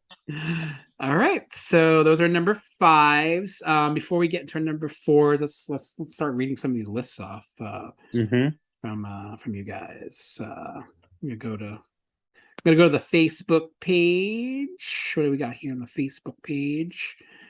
Gonna read them off. Yeah, I'm curious to hear what people said, because I usually catch these ahead of time, but I didn't this time, so I'm curious. Okay, on Facebook, Ben Schur mentioned his segment of Tales from the Dark Side, the movie. Nice. Brad Yasuda wrote in Firestarter 2022, Sleepwalkers, A Good Marriage, Graveyard Shift, The Dark Half, App Pupil, Big Driver, and Tales from the Dark Side episodes, The Word Processor of the Gods, and Sorry Right Number. Nice. Scott Pliskin, I don't know if it's underrated, but Toby Hooper's Salem's Lot is my favorite King production. Chris Stanton, gotta go with Cujo, Silver Bullet, and Pet Sematary 2019, which I think is a much better film than the original. Oh, interesting. Whoa. There you go. One other fan. Only one other fan, though. Joseph Henson, thank you guys, everyone so far. Joseph Henson, Cat's Eye, for that wonderful segment with Robert Hayes on the ledge of a very tall building. It's darkly comical, but still nerve-wracking. And I feel that the Quitters Incorporated segment, while excellent, gets all the love despite the ledge being the superior segment. Interesting. Silver Bullet for everything. Sleepwalkers for Alice Cridge and her seamlessly endless supply of nightgowns. And and that what the fuck scene always gets a big laugh. One of the better wisecracking boogeyman movies, in my opinion. And of course, Sleepwalkers is definitely on my list in my head, but I've talked about that movie plenty on this podcast. Thank you, Joseph. Monty's Crandall, Sleepwalkers can never get enough love, and always enjoyed Cat's Eye. Secret Window is a fun later one. Dustin Hicks, The Dark Half. I also remember liking Sometimes They Come Back, but it's been a long time since I saw that one. Might need a rewatch soon. James Gordon, Maximum Overdrive, and The Lawnmower Man. Willie Greer, Dark Half, Night Flyer. Darla Shield, Night Flyer is so underrated. Damon Gaynor, 1408. And Brian Mead, Dolores Claiborne. Then, let me go to the Patreon page. Read off. I love these lists. There's a lot of movies I wouldn't have thought of as underrated, but that's, again, what's so fun about this topic. Just a couple on the Patreon page. Jason Glucksman wrote in Graveyard Shift, Dinner, and The Night Flyer. And Leo Logan, Nightmares and Dreamscapes, Hearts in Atlantis, The Tommyknockers, Desperation, Rose Red, and a 2004 version of Salem's Lot. Thank you, every one of you who wrote in a list. Those are pretty fun. I love seeing how different they are, too. Here is your number 4. Here's a TV spot. This is the new horror from the mind of Stephen King. This place is infested. That might be the understatement of the year. And the deeper you go, when's the last time you've been to a graveyard? The colder you feel, the hungrier it gets. Graveyard Shift. Good benefits. Early retirement. Rated R. Starts Friday, October 26th at theaters everywhere. From horror master Stephen King comes his most terror-filled tale yet.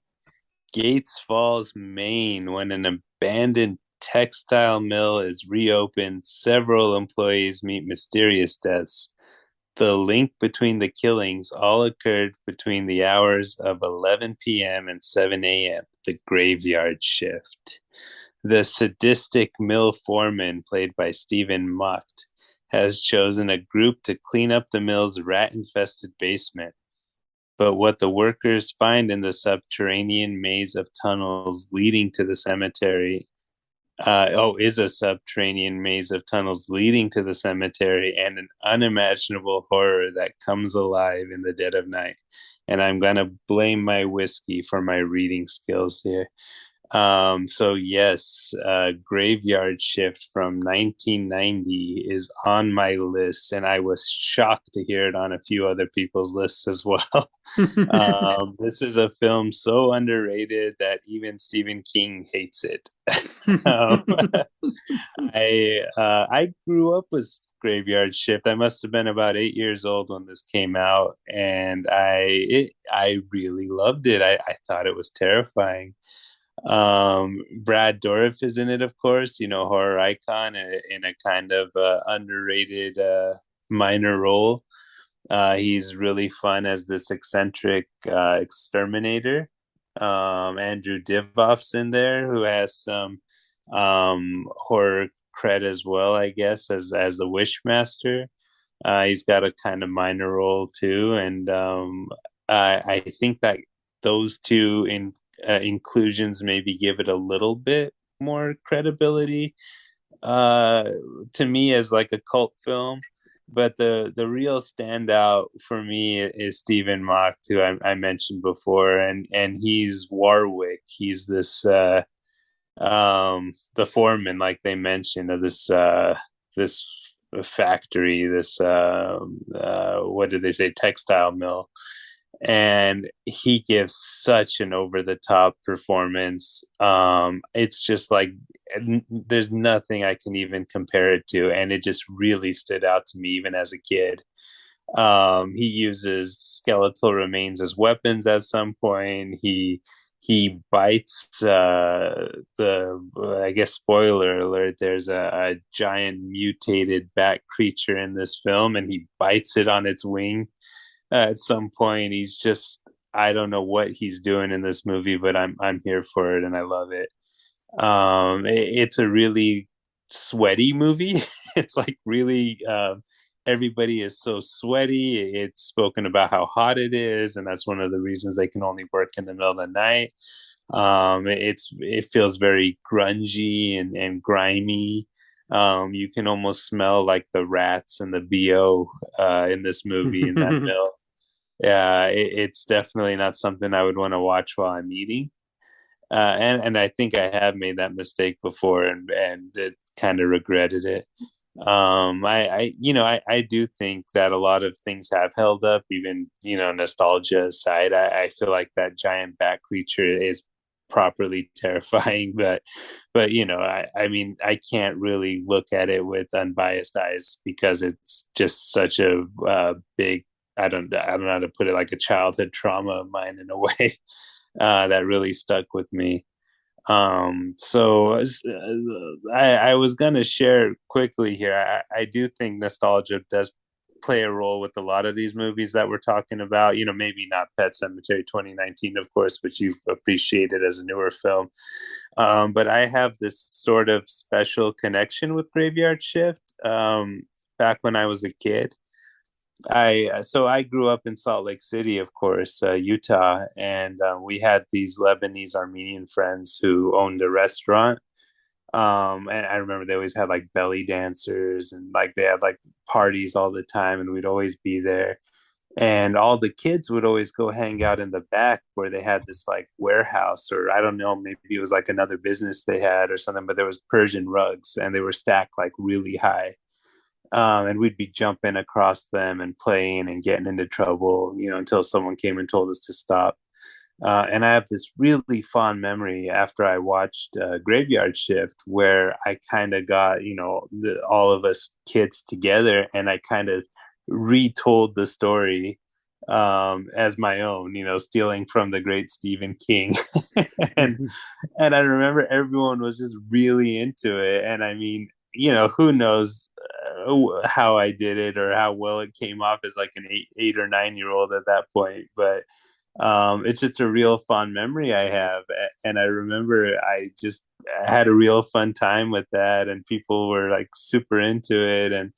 And I remember doing it again one time walking home with another group of friends. So I don't know, I kind of stole Graveyard Shift as a kid. And it was like a hit. Like it was a hit, like, because no one had seen it. Like I couldn't do that with like it, too many people have seen it. But it'd be like, wait a second, like a clown, come on. But a giant bat, like, you could get away with. So I don't know, I just have this really a fond memory of this movie. And I rewatched. I did pick up that Scream Factory release at some point, but I have a couple of German media books for this one, and I watched one of those to prepare for the podcast. I hadn't seen it for a while, and the menu played that song that they have, where the end credits song, where it just has like dialogue from the movie. Mm-hmm. And I don't know what it is. I just love that song. But again, this is a real turkey of a movie, and I'm telling you, I'm shocked to hear it was mentioned on some lists already, and I have a feeling we might be 0 for 3 here, but I'm going to ask you anyways. What do you think of The Graveyard Shift? Oh, I really enjoy Graveyard Shift. Oh, that's awesome. That's a big relief. I saw it at the theater in 1990, and I remember liking it right off the bat. Very cool. It's like an 80-something minute basic monster movie. And I love exactly. I love Animal Attack monster movies. I like this one more than Tremors in 1990, to be honest. Oh wow, that's awesome. And and that's like, no one's ever said that before, but no, I'm not even sure I would say that. And it's on my list. That's but awesome. It's true. Back in 1990, I remember thinking, this is the monster movie for me.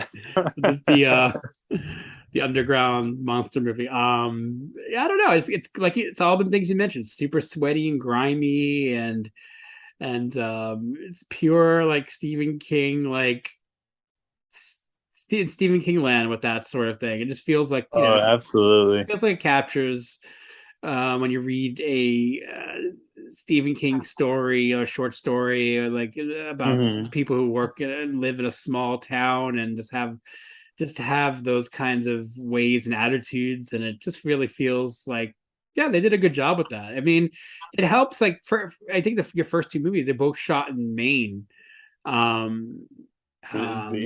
really helps give that atmosphere, bring that atmosphere to life. And this one certainly really feels like it. I think that's something, even in the Pet Sematary original 1989 movie, because they filmed it, I think that was the one where Stephen King insisted finally film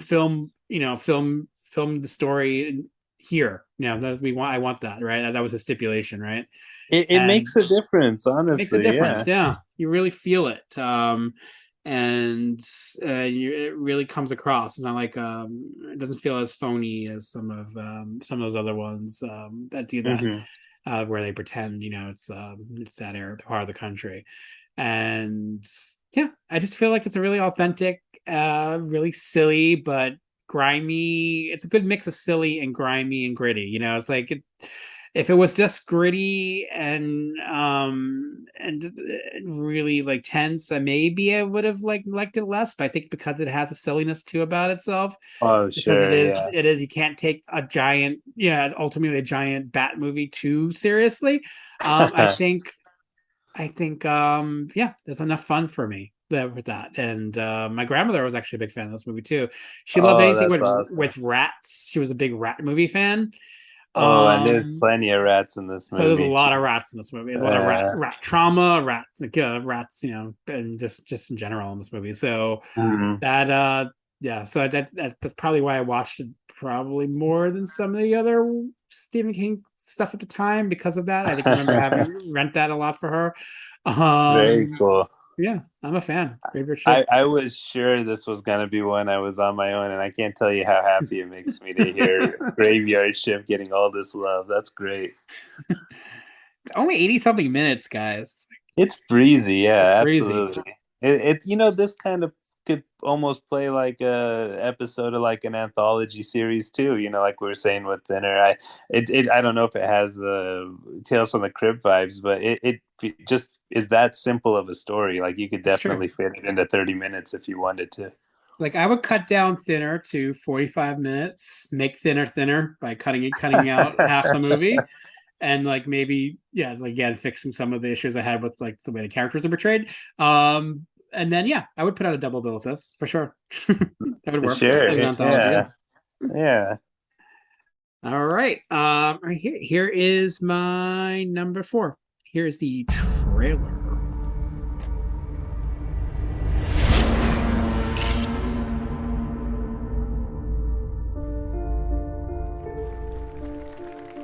I just wanted to thank everybody for coming tonight. Through hard work and lots of love, my parents have created something very rare. A good marriage. When will you be back? It depends on the traffic. Drive safe. Bye. Marjorie Duvall moved here after her divorce 5 years ago. Miss Duvall's body was discovered early this morning. Elements of the crime suggest that it was the work of the notorious serial killer who calls himself Beatty.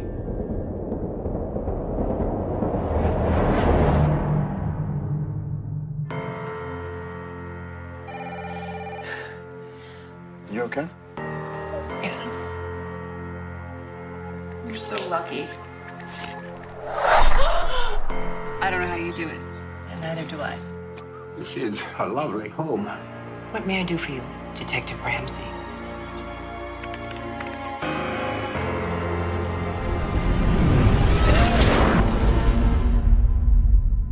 You just had to look, didn't you? Darcy!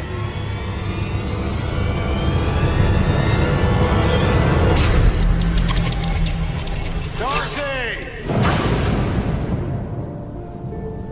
And you know what they say? Two can keep a secret if one of them is dead.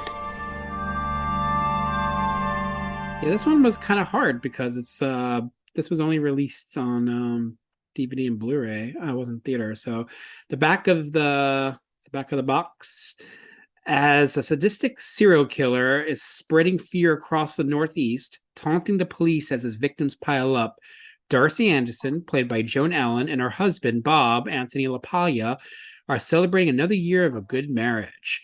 But when Darcy unveils a sinister secret about her husband, it threatens their perfect marriage and lives. So this one was based on, of course, a Stephen King short story, a novella from the novella Full Dark, No Stars, which actually yielded a lot of good stories. That novella. The movie came out in, I guess, on DVD and Blu-ray in October of 2014. So I would definitely fit this one in the under the radar category. I don't know how many people have seen it. It made one person's list, which is kind of cool. Now, what I liked about Pet Sematary remake versus the original was I mentioned that it's like ordinary people kind of put into that situation. That's kind of like it's also what I like about this one. Again, a movie about ordinary people. Couple, their kid is off, college. They're living alone together. You reach that point in your life where it's like empty nest, right? And what do you do now? Like you enjoy your life with your spouse or your significant other, whoever they are, and and then things in this case start unraveling because you learn a little too much, learn something that you maybe didn't learn before about that person. And in an ordinary story, right, it could be something small, could be an affair, could be like something like that, which will unravel a marriage. Here it's like she possibly learned something really devastating about her husband, that might involve murder, right, and some and other people's,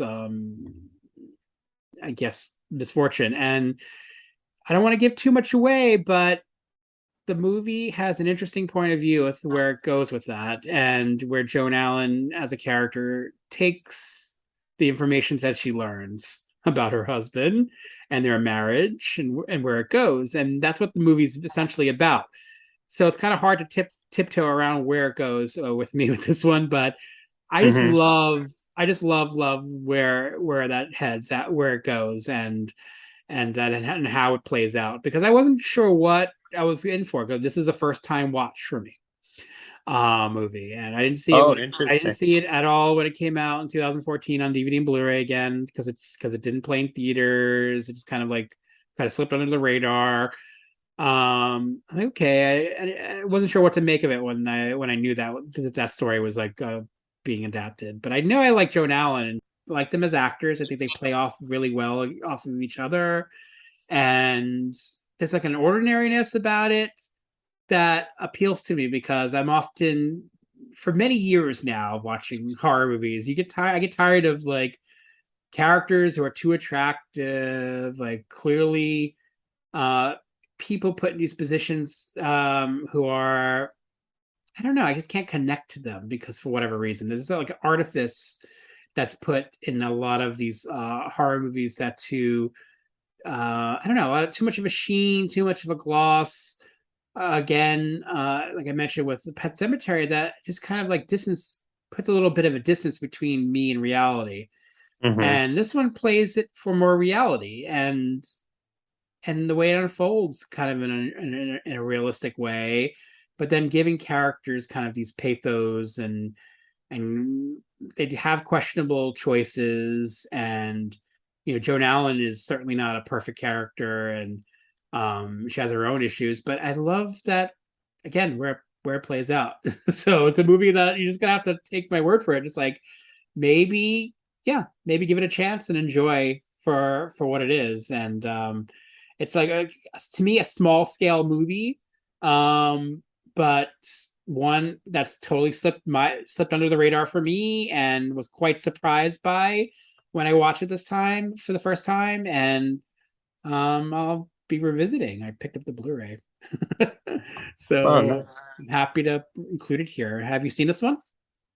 Yeah, so I hadn't seen it before. I was aware of it, and I kind of wanted to check it out, but I just never got around to it. And I think it had well, I should say that I watched this. I watched this with my wife, and it was funny because we spent the first few minutes trying to place Joan Allen. And she finally was like, "Oh, she's the mom from The Notebook," and I'm like, "No, she's the bad guy from the Death Race remake." and I forgot about that. Yeah, so like, and that's a remake that's sort of a guilty pleasure of mine. Speaking of remakes, but yeah, once we got past that and we're just kind of getting into the movie more, we were both really into it. And I was pleasantly surprised. I'm a fan of gosh, you're gonna make me do it. Let me make sure I say it right. Anthony LaPaglia, as an actor in general. I'm also a fan of Stephen Lang, and I half expected him to be playing a villain, because he's kind of been typecast, I guess, for lack of a better term, and I liked his character a lot. I liked all these characters a lot. I liked Cara Buono. I'm not sure how to say her name. The neighbor. Yep. Who's the hot mom on Stranger Things is what most people will know her as. Sure. But she's has a really fun role in this too, and I just was digging the vibe. I feel like it's kind of in the family of Stephen King stories, of like same family as like something like Apt Pupil, maybe. But it's different. Like it's I don't think it's, even though it's very dark, like I feel like it plays more like almost like a Lifetime movie thriller or something like that. But I mean that in a good way. I mean it's like a little bit more popcorny in a good way, while still being uh plenty complex, and presenting a really interesting dilemma of what this character is faced with, and what she needs to do, and what it means, what the repercussions are. Sure. I think you touched on something that I agree with about them.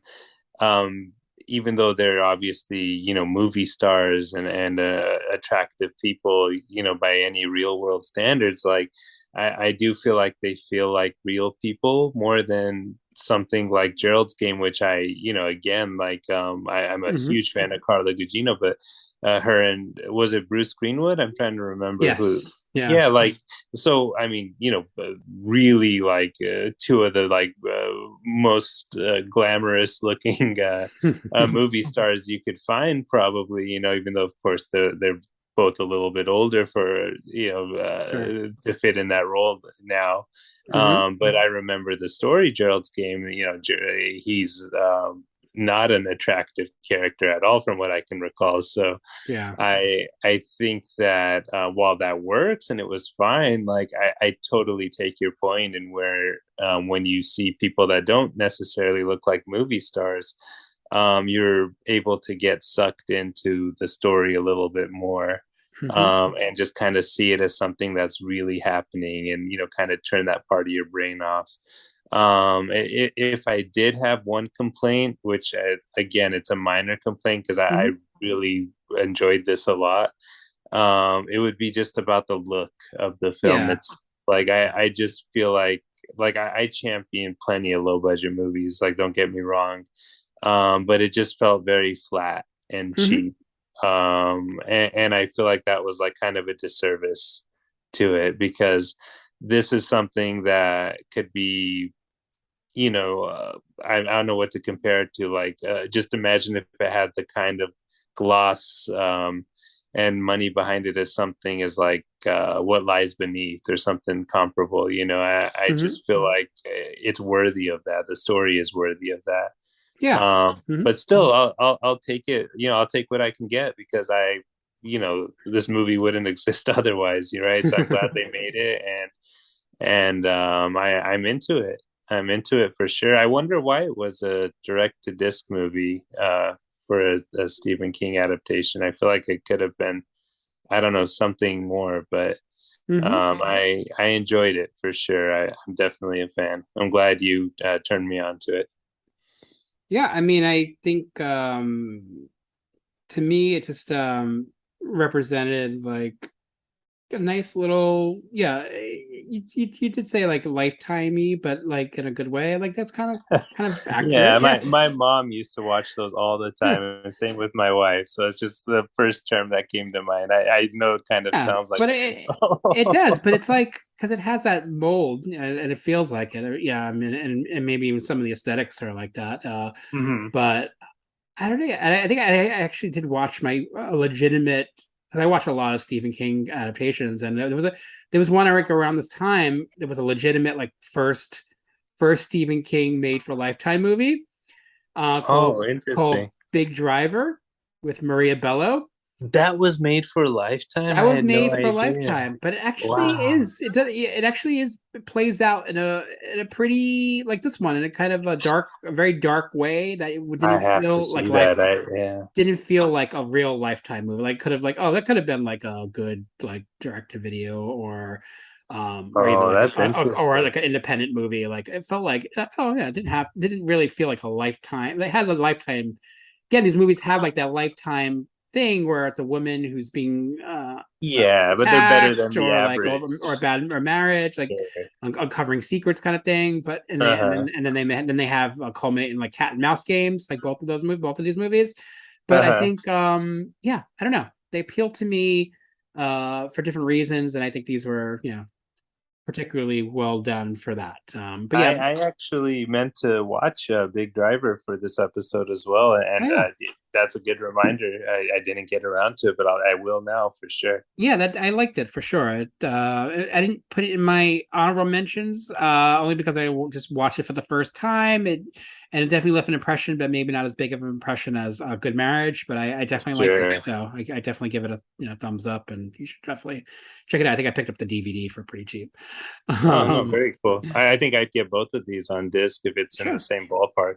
I wouldn't mind adding them. I got both pretty cheap. So under the radar, Stephen King movies from the 2010s. Both, I think 2014 in both cases, which is nice, which is rare for this podcast. All right, I'm getting 2 new movies. I gotta get retro at some point. Let's go back retro. All right, so before we get into our number 3s, let's take a little break. We'll be back right after this. Show's over. Yeah. So hard, so juicy. Damn! The graveyard shift. Oh God, this is bad. Oh, America. This place is infested. Yeah. Maybe I'm a little prejudiced. Yeah. You got a problem? I ain't got a problem. You got a problem? I ain't got a problem. What's your problem, boy? The graveyard shift. No problem.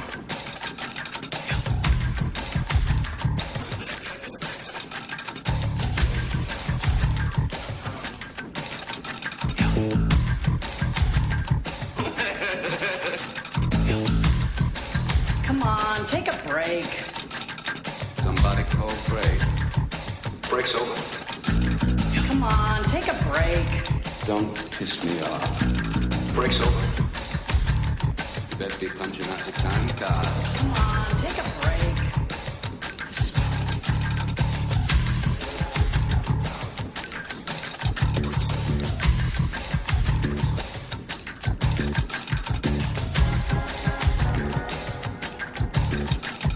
The graveyard shift. When's the last time you've been to a graveyard? The graveyard shift. When's the last time?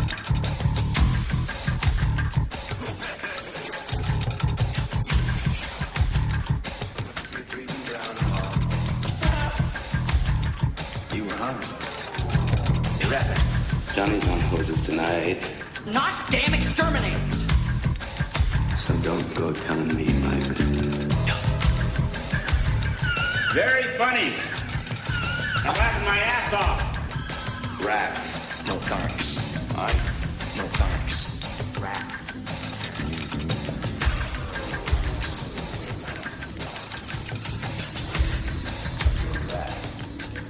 John first.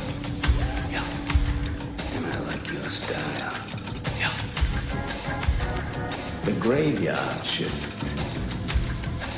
Can't be more than an infant animal by now. The graveyard shift. Get right up and fly.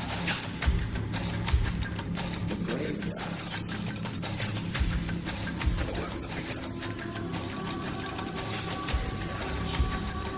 Spill the pins on that machine.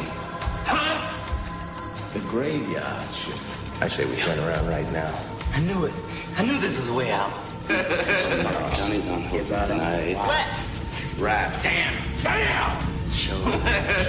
Sing no ladies. Stop it. Very funny. Stop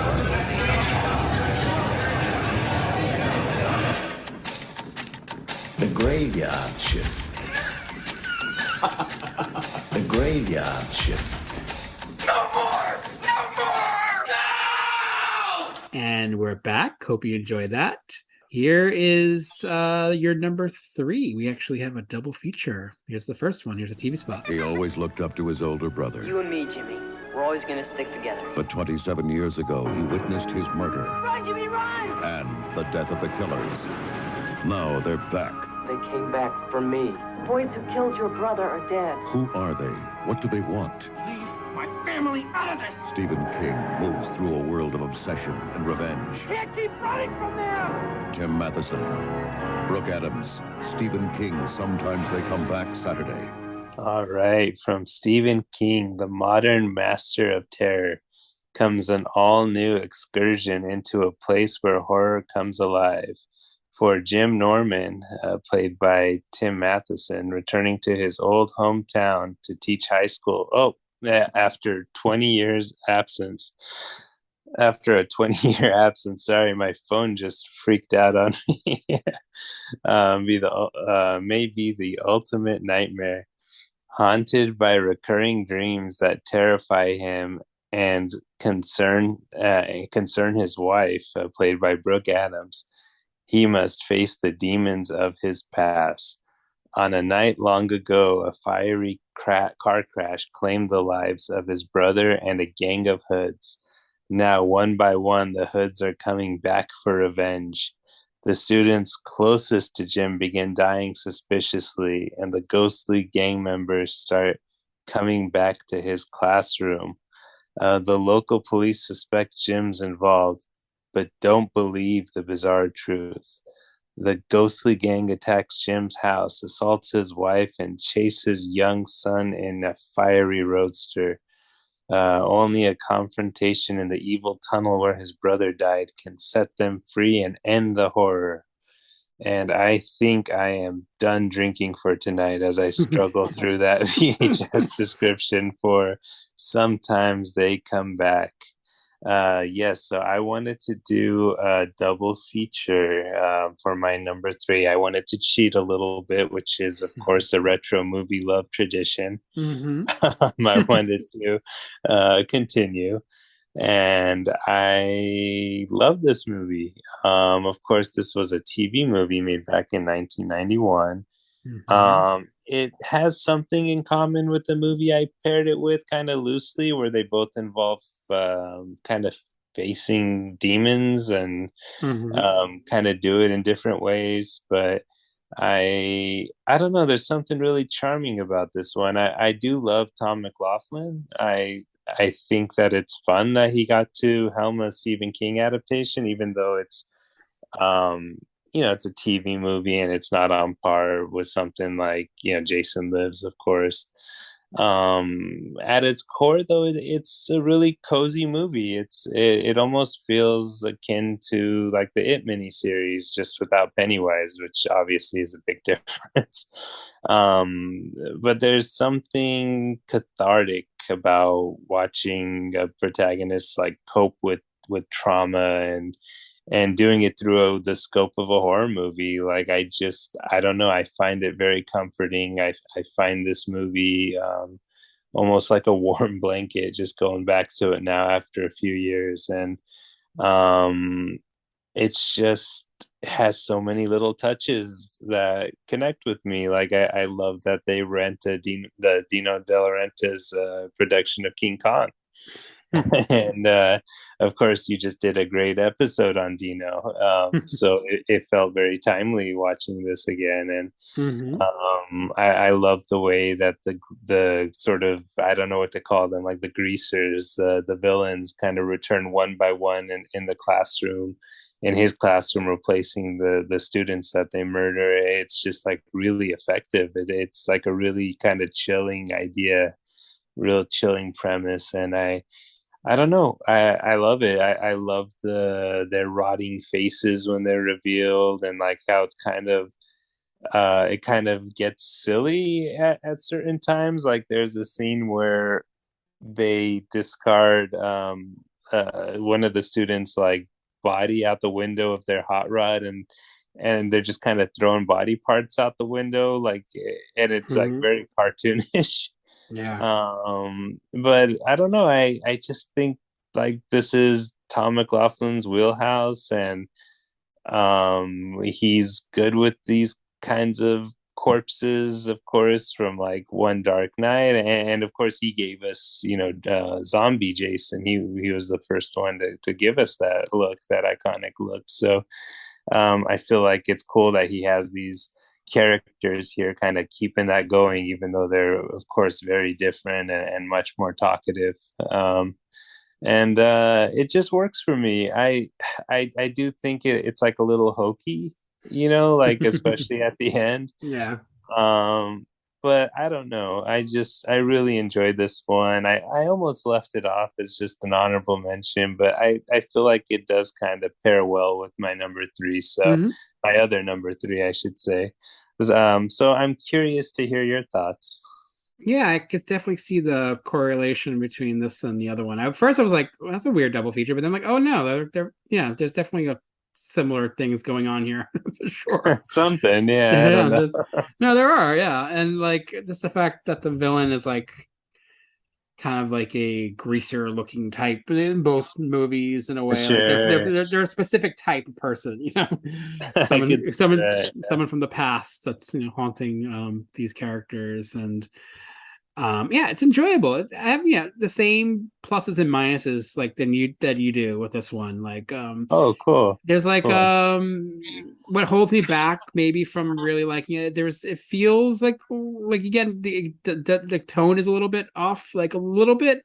It's not as sharp as McLaughlin's like Jason Lives, where the comedy and the horror kind of Sure. blend really well together. Oh yeah, that's a whole other level.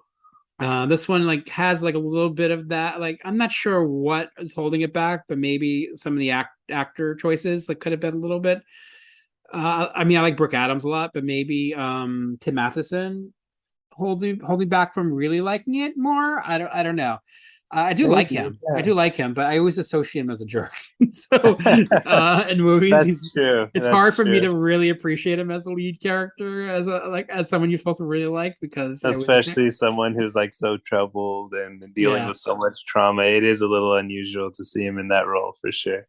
Yeah, so it's a little bit of it takes me a little while to settle in with that Mhm. with that casting choice. But other than that, I'm like, yeah, it's enjoyable.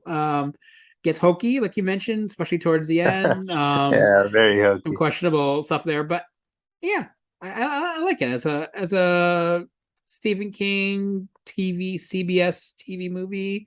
Yeah, it works for me. And this is another one that got some love from Olive Films, of course. And Mhm. I again, this was before I begrudgingly upgraded to Blu-ray, so I only have it on DVD, but it looks fine. And I have that release, and I did want to mention before I forget, this is actually one of my favorite titles. The Sometimes They Come Back. It's a good title. Yeah, it's just good. It just works, so it kind of hooks you in. But yeah, I know this is one that's probably not for everyone. It's pretty low key in the big grand scheme of things, but I feel like it was worth mentioning. Same writer as Legend of Billie Jean. He also wrote Superman 4: The Quest for Peace. We won't hold that against Take that what you will. He also made a movie called the In Crowd from 1988, which never got released on disc. So it was only a VHS, and it's like a pretty rare VHS. It's like a one of those nostalgia familiar. movies and like it was like in the 60s, like set in the 60s, like a dance thing in the 60s. So one of those 80s 60s nostalgia movies. But I like that one, and I think he wrote and directed that one. So that one, so time is definitely forgotten that. Oh, very cool. Yeah. This one was and then this one was a hit when it came out. It did pretty well. Yeah, I feel like it was a pretty big one for TV. And then they had sequels, like direct-to-video sequels. Yeah, we don't need to get into those, which I haven't seen, but they exist. It is one of those titles you can, have fun with. Like I Know What You Did Last Summer, where you can just say, oh, sometimes they come back for more, and sometimes they come back again, and you can kind of keep it going as long as you want to. I will mention just a fun fact really quickly. I just thought of, speaking of Tom McLaughlin, I discovered the Retro Movie Love podcast when you appeared on the Hysteria Continues to talk about Jason Lives. So there you go. And now we're good buds and recording an episode together. So it all ties together. It does. There we go. Many years ago. Yeah. All right, let's get into your other one. Here's the team spot. Thad Beaumont's books are larger than life. Whoever would have thought you was a celebrity? I'm not the celebrity George Stark is. Hotter than hell. These behaviors could be interpreted as schizophrenia. And badder than bad. You really don't realize what you're like when you write those books, do you? It's like watching Jekyll turn into Hyde. Based upon the book by Stephen King. The Dark Half. Rated R. Starts Friday, April 23rd. All right, and I am gonna try to struggle through one more of these. Let me see. The master of suspense, Stephen King, triumphs in this riveting tale of a man possessed. Thad Beaumont, played by Timothy Hutton, is a college professor who moonlights as a writer of pop thrillers under the pseudonym George Stark. When Thad finally writes a serious novel, he decides it's time to stop writing shockers. But not everyone is pleased. George Stark has come to life in a deadly way. He doesn't want to die, so he turns to violent and desperate acts to prove his point. Thad is suddenly forced to battle his own creation for the control of the mind which both must share. As Thad and his wife, played by Amy Madigan, get pulled deeper into this harrowing nightmare, they learn about secrets in Thad's past which have led to the fear that now engulfs them. Thad must fight an enemy who knows his every thought and move as he races, to end the bloody reign of horror. So that is the VHS description for The Dark Half, of course. And I decided to pair these movies, like I said, because I feel like they both kind of dealt with dealing with demons from the past in their own way. And I kind of love it.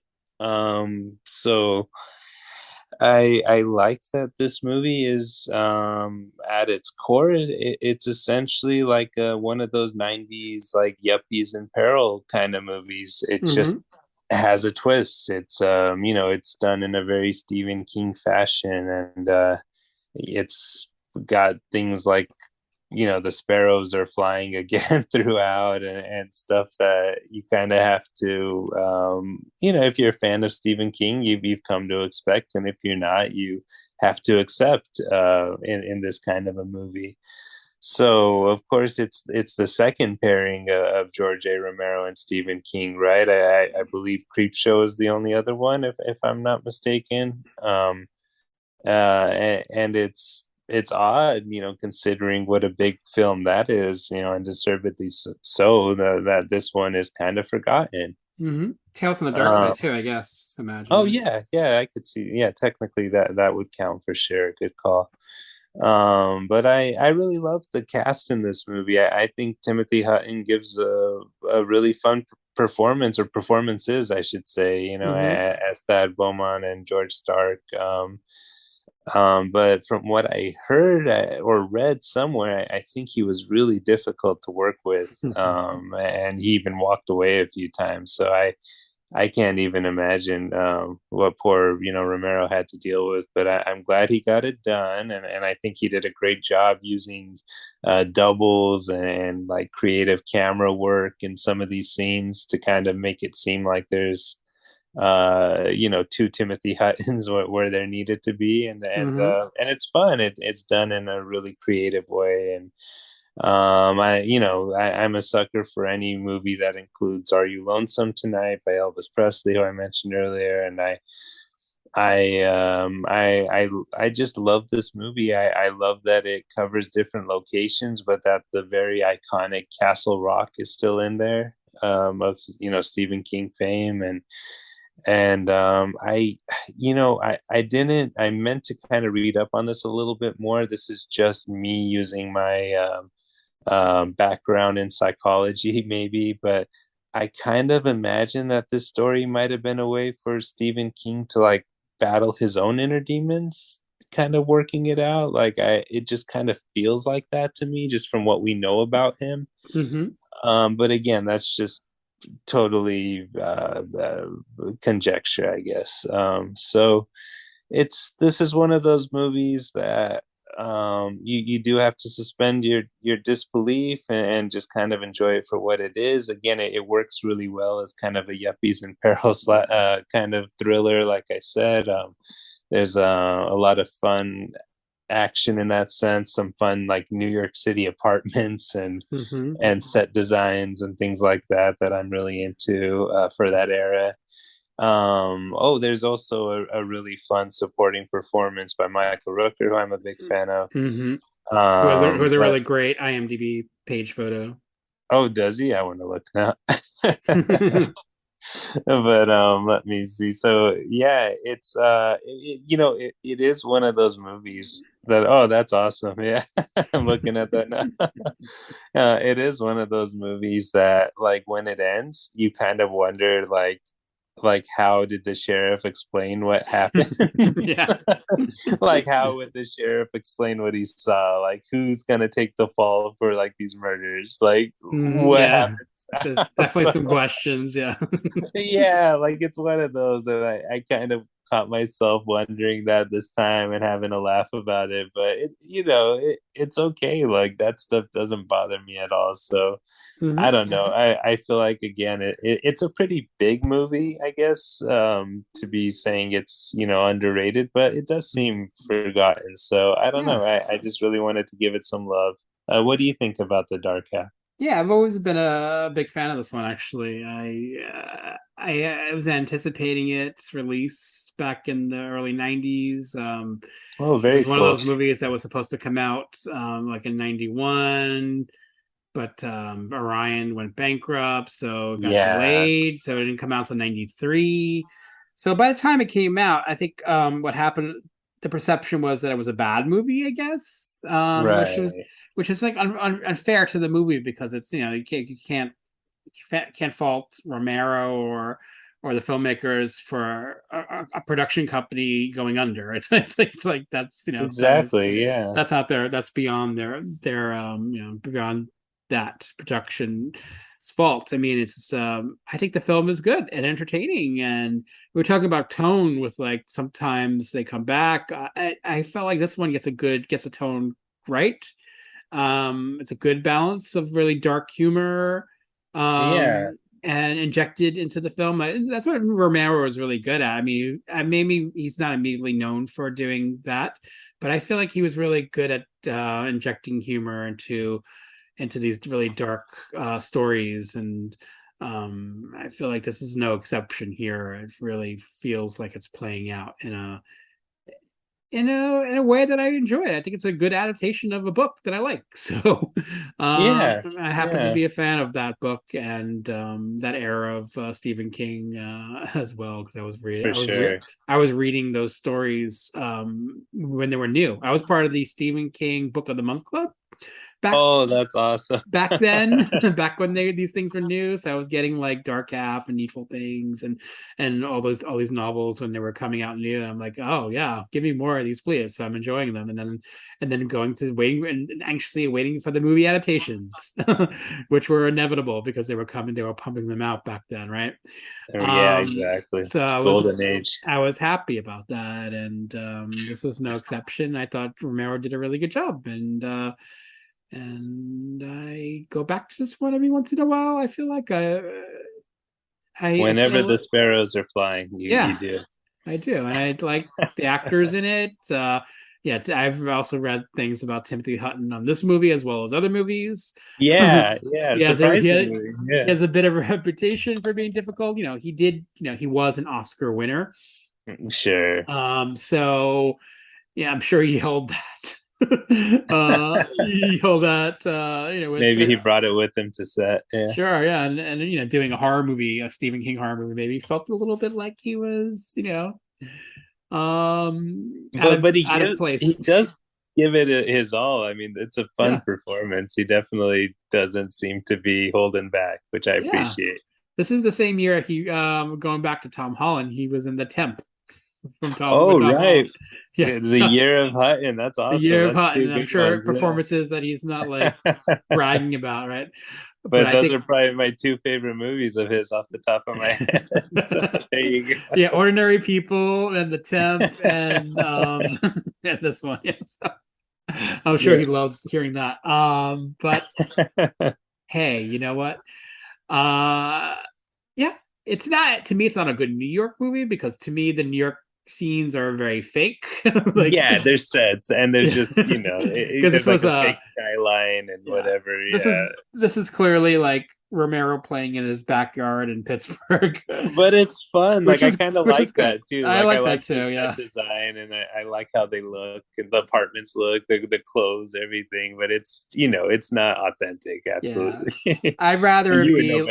I'd rather it be like that, and Romero faking Pittsburgh and New York and Pittsburgh, than filming like some foreign country where it's very clear it's not where it's set, or like Canada or something. Hey, leave Jason Takes Manhattan alone. Come on.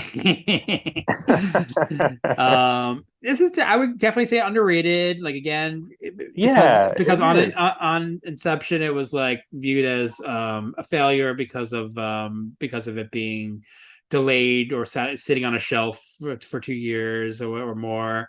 And also because it didn't strike at the box office. It made like $10 million, which is okay, but it costs more than that. So it cost 15. So it didn't quite make a profit until home video. And but I know it must have done well there. I think that's where it probably got a lot of fans. And I'm a fan. I like it. So I feel like one of the reasons I kind of feel like this is a bigger movie, and why that's how I remember it, is because it was very heavily advertised in comic books, believe it or not. That poster with the Timothy Hutton's face and the birds all around him, that kind of black and purple image, the iconic image for this movie, that is in a ton of comic books from that era.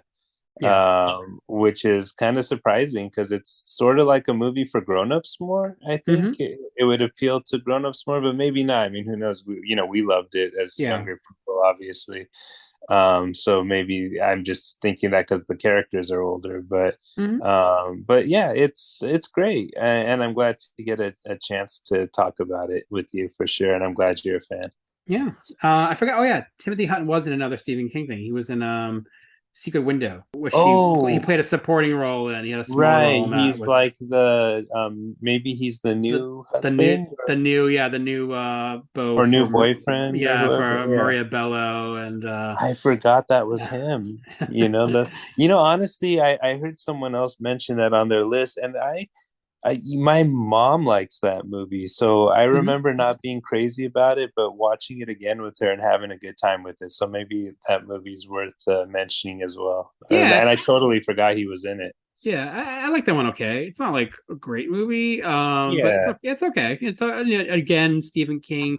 It's like retreading very familiar territory. Stephen King doing a story about a writer, and like, I mean, so many of these movies are about writers that we've already talked about. Of course, this is another one. This is another one. There'll be more. Yeah, I feel like that movie, and you would know better than me. Again, I feel like it had a really fun, like upstate New York kind of setting. That I was into. So yeah, I don't know. I'm glad you brought that up, because that's another one to mention for sure. Cool. All right. Here is my number 3. Here's the ABC TV spot. From Stephen King, a modern master of suspense. There are rumors that you're planning a scientific investigation of Rose Red this summer. Is that true? An ABC world premiere event. I am extremely interested in Rose Red. Dr. Joyce Reardon has an obsession. Some houses are born bad. Houses like Rose Red. Now, after years of investigation, Annie Wheaton is a searchlight. If anyone can wake up Rose Red, she is the one. she has found the key Are you holding the doors and windows closed? that will unlock the secrets We shouldn't be here. living inside Rose Red. Help us or die. Rose Red won't let you have what you want, Joyce. It won't let anyone have what they want. Not there, not there! Stay away from me. Stephen King's Rose Red. Sunday, January 27th, 9/8 Central on ABC. Viewer discretion advised. Okay, that's Rose Red. So I wanted to include a TV miniseries in my list somewhere. There were a lot to choose from. There were quite a few, right? Especially in the 90s and the 2000s. They were definitely mining, Stephen King on TV. You know, the movies were still doing well theatrically, but I think, maybe finding a home on TV, what I thought was a good place for, especially some of these more dense books and stories by Stephen King. This one is unusual because it was not based on a book of Stephen King's, but original screenplay by Stephen King. So I was like, okay, but clearly Stephen King was like, he was definitely inspired by other things with this one. You could say his own work, but you could also say other, like the Haunting and House on Haunted this is Hill. his haunted house movie, I guess, right? Certainly. Not counting like something like The Shining, it's definitely fits into that mold more of those movies you just mentioned. Yeah, and I'm always down for those kinds of movies, to be honest. They made certainly some lesser ones over the years, and I think a lot of people have fatigue with the haunted house movies, but when they're done right or done well enough, I'm into them. Certainly James Wan has been capitalizing on those things, and he was certainly inspired by TV movies growing up. And he'd watch a lot of the 70s and 80s like TV movies about hauntings, and those were very influential on him, and certainly I can see that, yeah. So I grew up with those too. So I've always had a soft spot for those kinds of movies, and so anytime one would pop up, I'm like, oh yeah, I'm definitely down for that. And of course, if you attach Stephen King to one, I'm down. And Rose Red, is another one of those big miniseries. This was like a 3-nighter. Played January 27th, 28th, and 29th, 2002. So we're celebrating its 20th anniversary this year. Oh, wow. And this was a big one.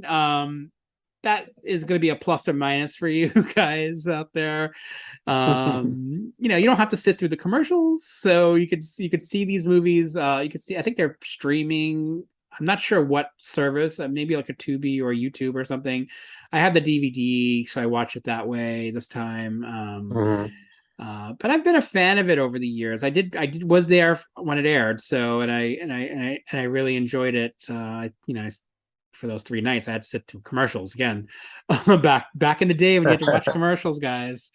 And so I watched all 6 hours of it and enjoyed it back then. So now I can watch it without those commercials, and it's more condensed down, I guess, from 6 hours to like 4 hours, right? I guess. It's still long, it's still long for the story it's telling, but I still get caught up in it, and it's it's kind of silly and cheesy in spots, but I like the cast a lot. It's also a cast of people who, it's a very varied cast, which I like. It's got Nancy Travis, it's got Judith Ivey, but Melanie Linsky, who I think is an MVP. It got Matt Ross playing a jerk like he always does. Got Julian Sands, Kevin Tighe, Julie Campbell. It's got a Deschanel in there. I think Emily, the Matt Kiesler, David Dukes, rest in peace, and other people pop up in it. I like the cast, and I guess you would call a lot of them like actors who are maybe not well known, right? Kind of like a good supporting players.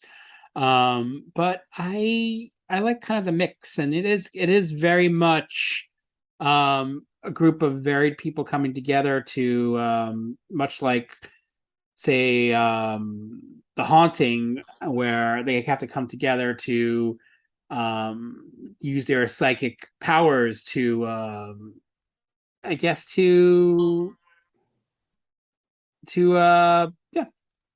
be at a haunted house. I mean, like, it's a really powerful haunted house, right? The back of the DVD, I'll read that, maybe that'll help. The chilling tale of Dr. Joyce Reardon, Nancy Travis, an obsessed psychology professor who commissions a team of psychics and a gifted 15-year-old autistic girl, Annie Wheaton, to literally wake up a supposedly dormant, haunted mansion, Rose Red. Their efforts unleash myriad spirits and uncover horrifying secrets of the generations who have lived and died there. So yeah, those are all things I like. Groups of people coming together for whatever reason, in this case a supernatural reason, and then they all have powers of different varying abilities, and there's ghosts and hauntings, and then I think kind of like a slasher vibe, because some of these characters are bumped off like one by one. It's of course over the course of a 4-hour plus movie, but so you're not going to get like exciting set pieces one after the other, but there are some good set pieces scattered throughout the film. I like the look of the movie. I like the house itself. It's kind of cool looking. I know they used some effects to enhance it. You sent me something about this house being for sale. Oh yeah, that's right. Which is cool. I would buy it. Totally. I think we're gonna go halves after we win the lottery. Let's go halvesies. Yeah, buy the Rose Red house. We'll have seances. We'll invite our psychic friends to uncover all the yes. all the bad things that might have happened. Absolutely. So yeah, there's a lot of like TV movies I could have picked, but I enjoy this one, and I feel like it's not often mentioned, so it's to me underrated. Was this your first time watching it? Yeah, it's funny because I remember it coming on TV at some point, many years ago. Maybe it was around the time of the original premiere, maybe it was when it was replaying on TV. And I remember catching maybe a little bit of it and being into it, but I just didn't get to watch it for whatever reason. And then I remember maybe a few years ago, I feel like you might have mentioned it on your recently seen, and it prompted me to buy the Lionsgate DVD. I was like, oh, that sounds right up my alley. Like I should check that out. And then, of course, a few years later, this episode comes around and you pick it, and I can't find my DVD. So I ended up buying it again, and I hadn't gotten around to watching it. So there's another one somewhere in my garage. But you know what? I really enjoyed it. I watched it in 2 sittings. Yeah, you probably need to break this one up, and it has enough breaks in it where you could do that. Yeah, I think.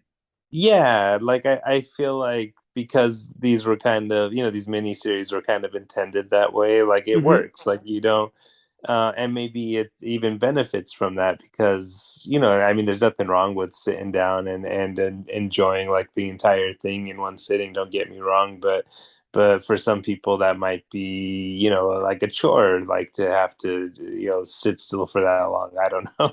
So it's nice that you could kind of break this up if you need to, and it works.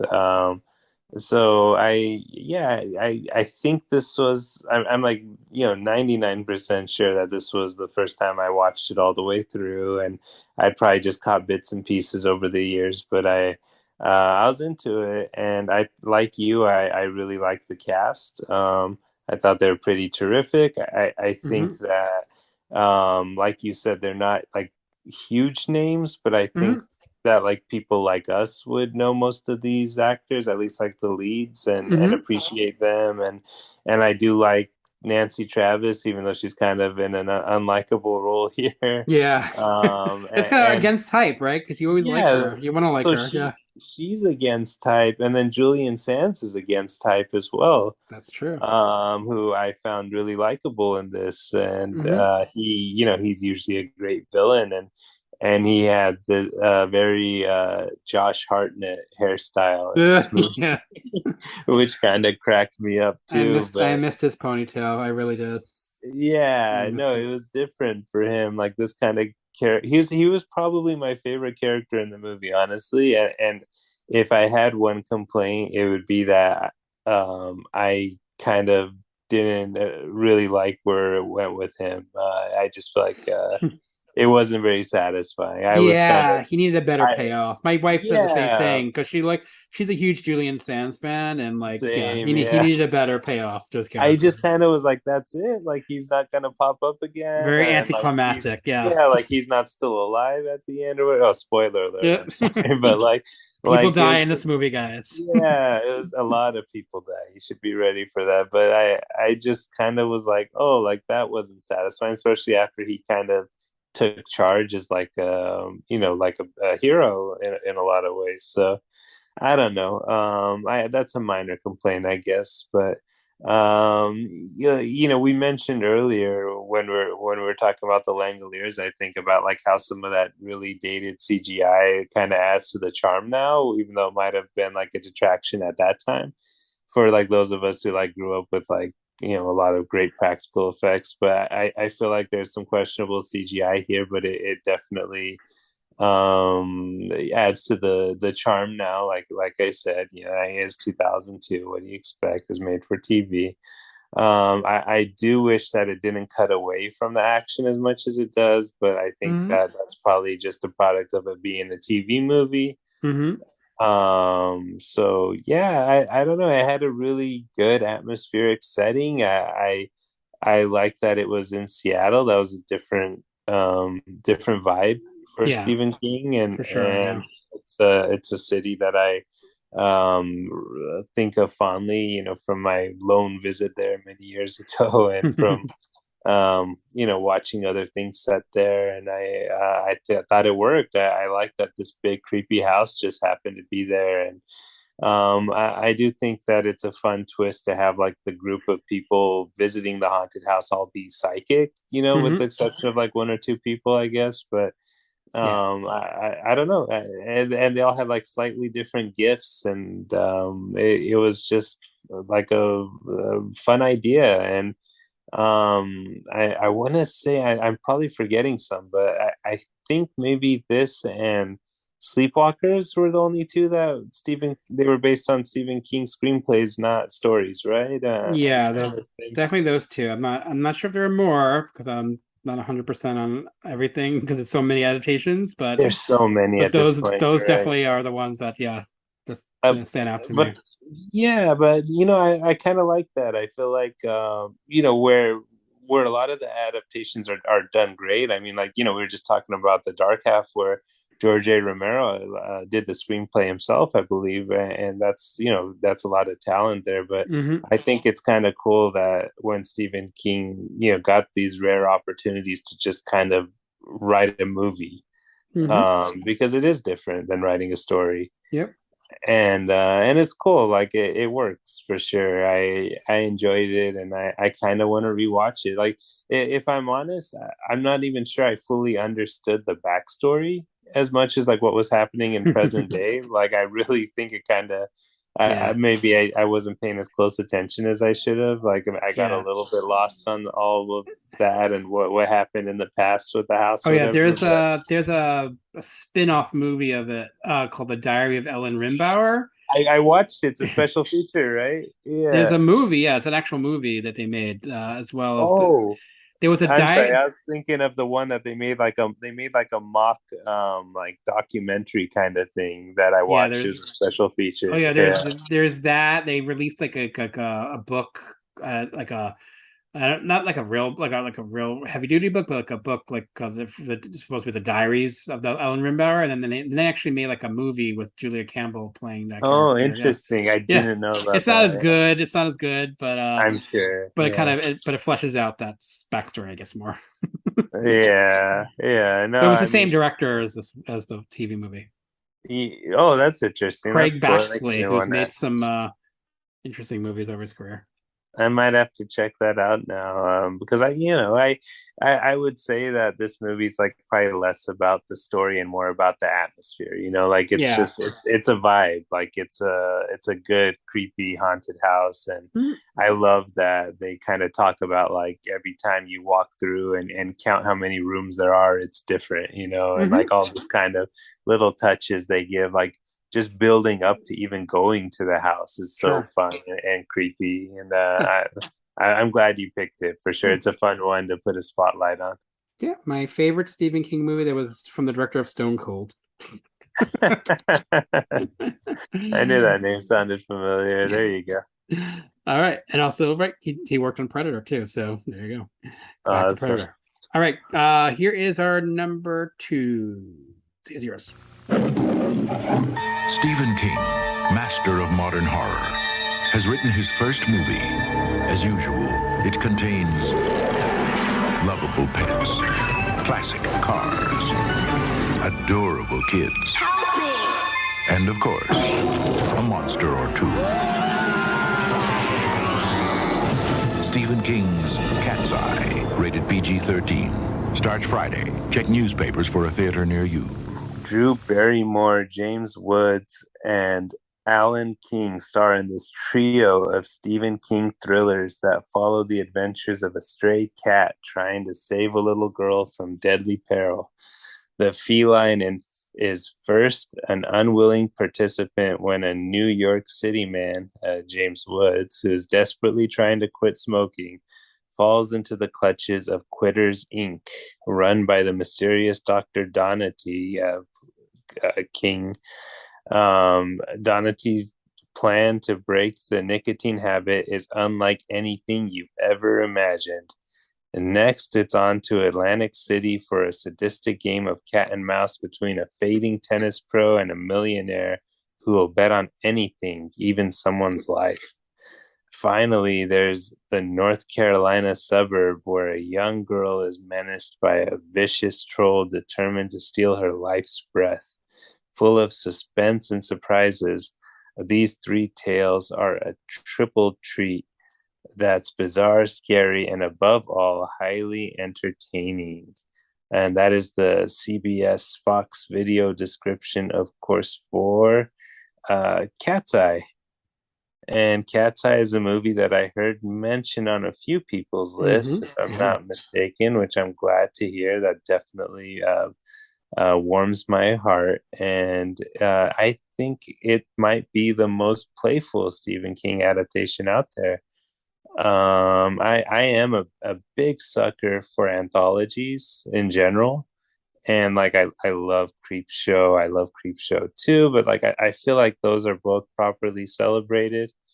Cat's Eye is a movie that I don't feel like is mentioned very often, and it's a movie that I've always held in high regard. So I'm glad to find out other people feel the same way. Of course, it's directed by Louis Teague, who directed Cujo, which is a great movie that I would have mentioned. Is just one of those ones that I, again, wasn't sure is underrated. And Cujo makes a fun cameo appearance here as well. So does Christine, and I think there's a lot of other Stephen King Easter eggs that I'm kind of forgetting about off the top of my head, but as an anthology, like I honestly don't think there's a weak link here, which is always a gamble. I feel like maybe if I didn't see this when I was younger, I might not be as fond of the last segment, because that is a little bit more family friendly horror and might not vibe as much with like the rest of the movie. But because I saw this at a young age, it really worked for me as well. So I mean, gosh, it's hard to pick a favorite, but like well, gosh, I was gonna say, if you want to say there's a weak link to this as an anthology, it might be the wraparound. But even that has like a silly charm to it, and it ties into the last segment. So I don't know.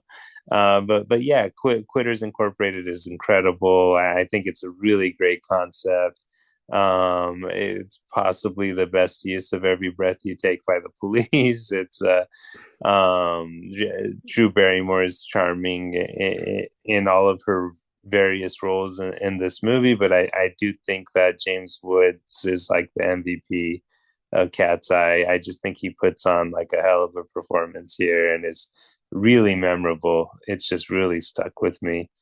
I agree with Joseph Henson, his take earlier on The Ledge, because I love that segment. I think it's terrific. It's really suspenseful, and maybe that's just me being scared of heights, which probably doesn't hurt, but I thought it was great. It just felt like something out of like what I kind of compared it to was the great Alfred Hitchcock Presents episode, The Man from the South, the one with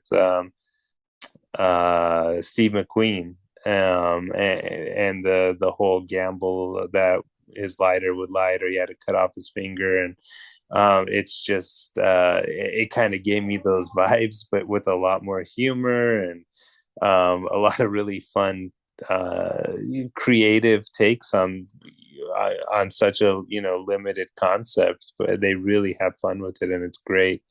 I've seen it like a million times, and I'm still like a nervous wreck every time I watch it, just because of the heights, and I think that that's awesome. And I kind of like don't want to ever watch anything about how they made it, because it would just ruin the magic for me. Because I mean, this is not an expensive production. It's done pretty cheesily, but it works for me. So yeah, like I love that those first two segments are really darkly like comedic. They have those heavy mob ties that I talked about with Thinner, and Mm-hmm. then the third is just suddenly like this like fantasy. It's like this like fantasy fairy tale kind of story with like this creepy little goblin and this little girl, and I love it. It's totally out of place, but it's great. And that's the one that I probably remembered more as a kid, and Mm-hmm. kind of gravitated towards as a kid, even though now I probably like the other two segments a little more. But yeah, I do feel for the cat in this movie. I feel like it's really put through the ringer. Mm-hmm. um, you know, so take that for what you will. But I love Cat's Eye. It's just such an underrated anthology, and I almost ranked it number one, but we'll get to that later. What are your thoughts on this one? Wow, number one, really.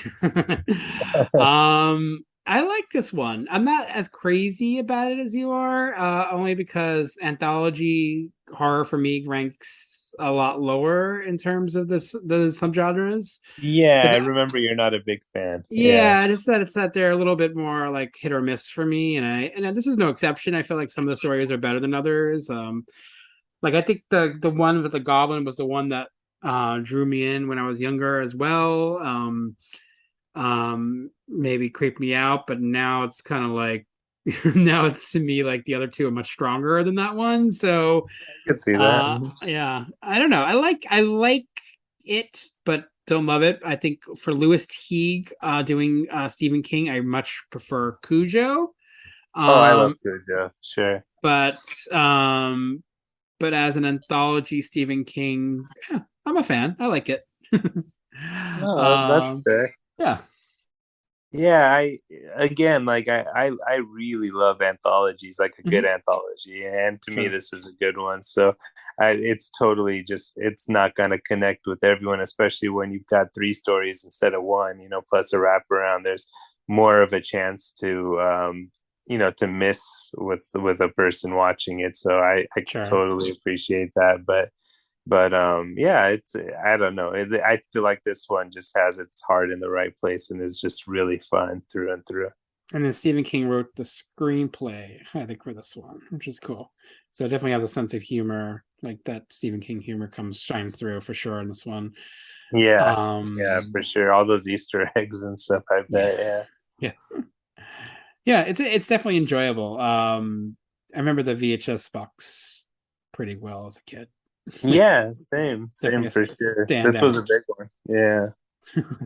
No, Very visceral. definitely. It's kind of weird that it's disappeared, into time in a way, because I do feel like this was a video store, staple, and I don't know. I'm happy to give it a little love today. I do love the use of, like you said, the Every Breath You Take by the Police. A song which normally I don't like anymore because it's like been played out in my head like over the years. Yeah. and I'm not a big fan of the police in general, but Yeah, certainly Sting on his own. Ugh. Yeah, I think it's used really, really well here. I think the only thing that maybe comes close is the use of it in The Sopranos. It was used really well in The Sopranos too. Oh yeah, good call. Good call. All right. So that's Cat's Eye. Here is my number 2. See why everything in life has a price. Everybody's thinking things everywhere. Ed Harris, Max von Sydow, Stephen King's Beautiful Things. Tomorrow at 1 on TNT. Okay, that is the TNT promo for Needful Things. Now, I was a fan of Needful Things when it came out in 1993. I was a big fan of the book.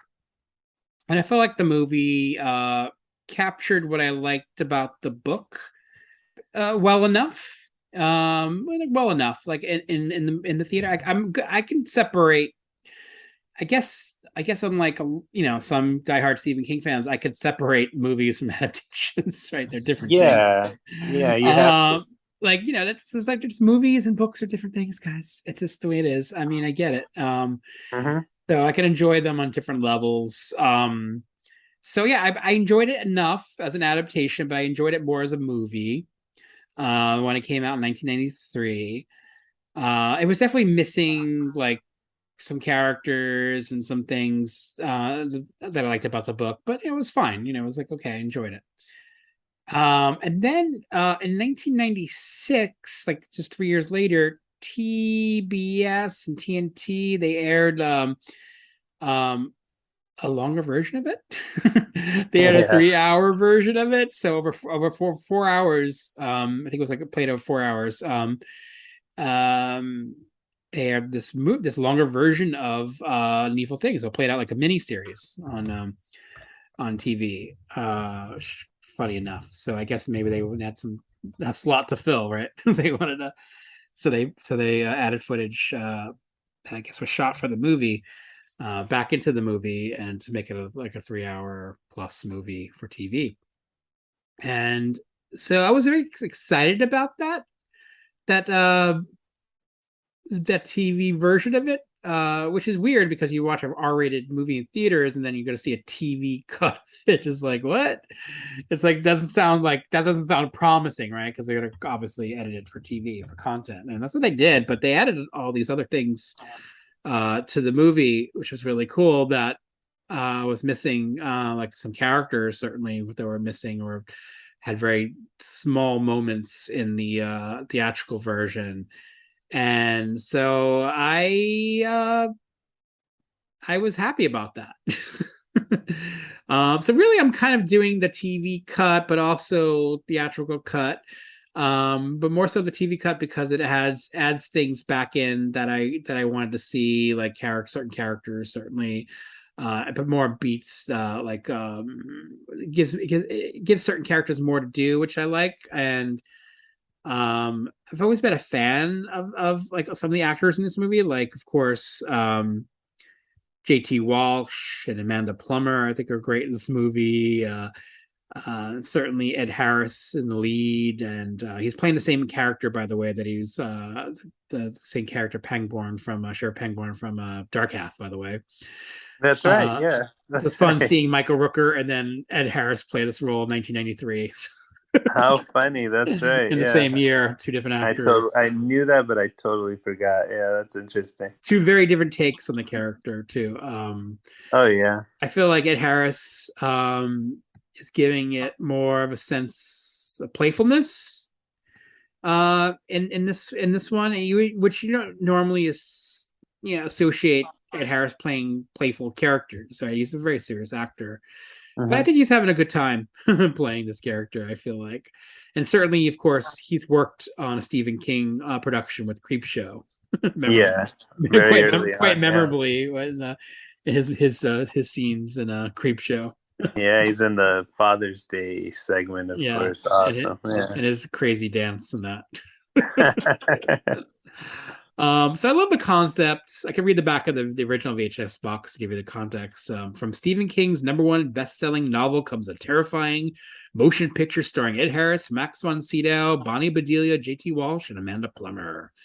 A mysterious new store has opened in the town of Castle Rock, Maine, and through every item in it has a nerve-shattering price. The owner is always willing to make a devil of a deal. Welcome to Stephen King's Terror Town, where an evil stranger unleashes a deadly scheme. All the residents must pay the ultimate price. Stunning special effects and powerful performances bring this heart-stopping thriller to an unforgettable climax. Get ready for the final showdown between good and evil. Get ready for the best Stephen King film ever, says Jeff Craig of 60-second preview. Those are big words. Jeff That's how Craig. you make sure they put your quote on the box right there. Another quote from LA Magazine, Rod Laurie. A hell of a good scare. Now, Rod Laurie became a filmmaker, by the way. Oh, okay. That name sounds familiar. Yeah. He's made some good movies, including with Joan Allen. Yeah, and also the best movie adaptation from a Stephen King story after Misery, says Jeff Craig again. He really wants those quotes. He really wants to get on the box. I think this one definitely opened to negative reviews for what I remember. And I could see, what people would have problems with it. But I don't know. I don't take it too seriously. I have a lot of fun with this one. I love the concept. I love that it's like Max von Sydow basically playing the devil and just like destroying these towns one by one by turning everybody against each other. It's a silly and fun concept. Having items like cursed objects, like say a Friday the 13th series kind of thing. These objects kind of have like a special meaning to the characters, and they of course that's what lures them in, and of course makes them do terrible things to each other. It's a fun concept. I think the movie capitalizes on the concept pretty well. I think it has a lot of good actors in it. I don't know, but it's again a movie. Maybe it's not going to be for everybody at the same time. I don't know if everyone's going to buy into it, and because it is silly ultimately, right? And I think the movie's having fun with it, and so I think where some of the criticisms are, it's like maybe because you're just taking it too damn seriously. It's I have fun with it. I enjoy it. I liked the TV cut because it adds more characterizations and gives certain characters more to do, and some characters who were kind of omitted kind of come put back into the movie, which is nice. And so there's more scenery for people to chew on, which is great, and I enjoy that about it. And so I've always been a fan of Needful Things. I'm not sure what your take is, but I'm curious here. Sure. So this is a movie that I've always kind of considered like top tier or like upper shelf, like Stephen King adaptations, like honestly.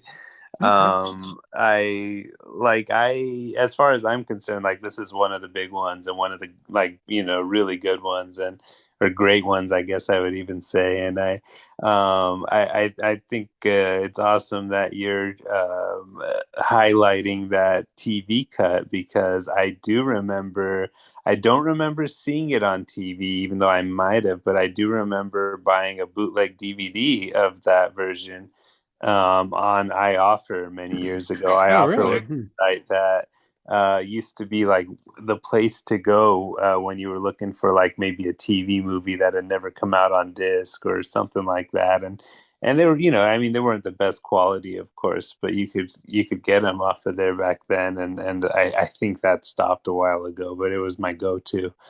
And I remember picking this up. So it's been a long time since I've seen either version, honestly. So I had a hard time figuring out like what had been added, even though this was a movie I watched a million times, growing up. So I do kind of want to watch the theatrical cut now just to give it context, but focusing on the extended cut, I think it's a lot of fun, and I've always loved extended cuts. If it's a movie that I'm into, like, why wouldn't I want to spend more time in it? Like, Yeah, exactly. I think like it's really nice to kind of have like this extended stay in Castle Rock with this version of Needful Things. So it's funny that you mentioned like, it's a movie that's having fun, and people need to kind of realize that, because I don't think I realized that growing up. Like when I was much younger and I saw this, I think it kind of rattled me, honestly.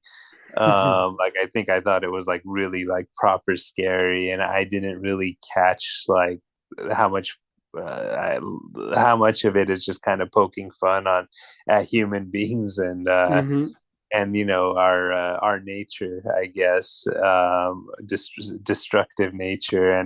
Yeah.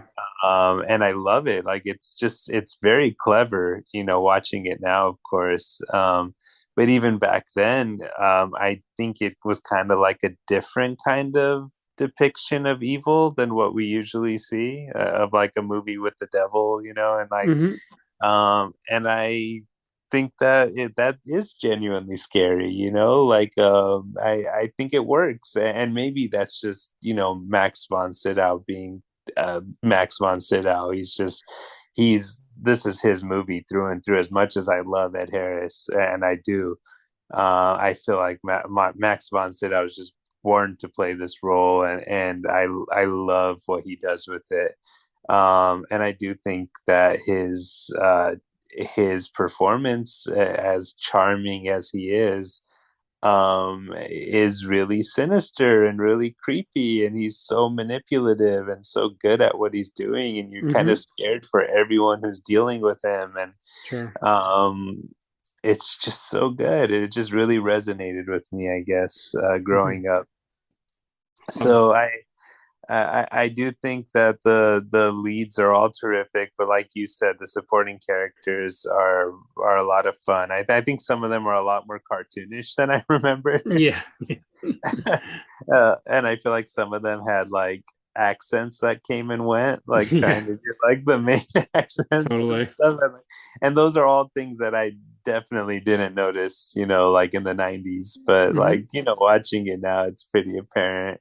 And there's some other like really like cringy stuff, to use that term. Like they're that Elvis bust, again, like, I love Elvis, but like that was hilarious, those scenes with that bust.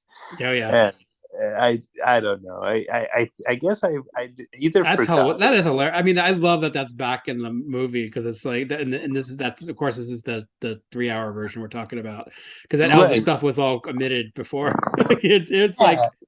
It's funny. It's funny. Sure yeah. As hard a time as I had remembering what was in what version, that I definitely knew was not in the theatrical cut. I was like, but yeah, it's just I don't know if I just forgot how funny it is, or didn't realize how funny it is. That's some back then I probably didn't, but it is. It's like not unlike Cat's Eye in that sense. It's just a different kind of humor. But yeah, it's very playful and very well done, and it's pretty brilliant. Like I said, like I'm perfectly comfortable with stretching out a movie like this and just sort of living in it like a little bit longer.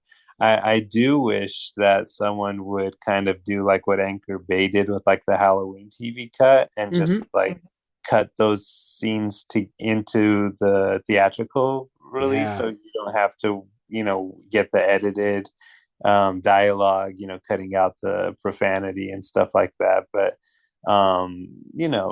that's a minor complaint. I still think this extended version is worth watching and enjoying. I was really into it for sure. So yeah, thanks for picking this one. I'm glad I got an excuse to watch it again.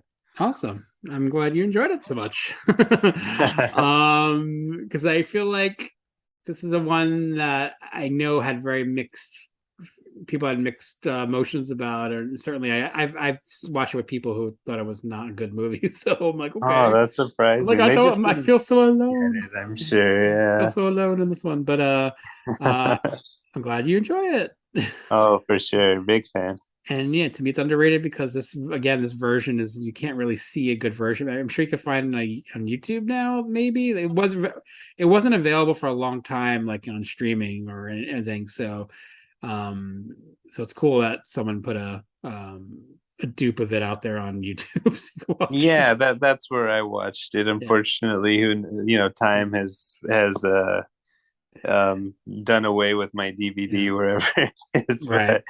But yeah, this is a movie that I would love to see, like a real proper splicing of those cuts That'd be on great. disc in HD. I think that would be awesome. That's on my wish list for sure. Same. All right.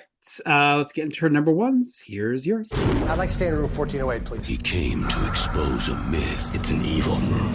But he's just opened the door to a world he may never escape. Open it! Critics are calling 1408 startling and intense. Did you call the cops? They're in 1408. The room's empty. A mind-twisting nail-biter. Don't you love me anymore? A terrifying masterpiece. I warned you about 1408. 1408, rated PG-13.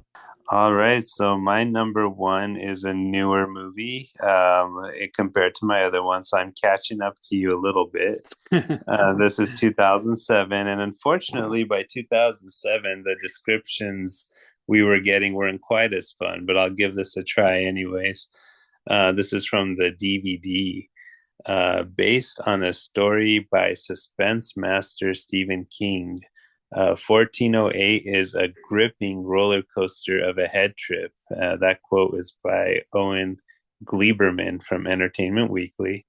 That will have you on the edge of your seat. John Cusack delivers a tour de force performance, which is a quote from Stephen Farber from The Hollywood Reporter, as a skeptical writer investigating paranormal events, when he insists on staying in the reportedly haunted room 1408 at the Dolphin Hotel against the grave warnings of the hotel manager, played by Samuel L. Jackson. He discovers the room's deadly secret, an evil so powerful no one has ever survived an hour within its walls.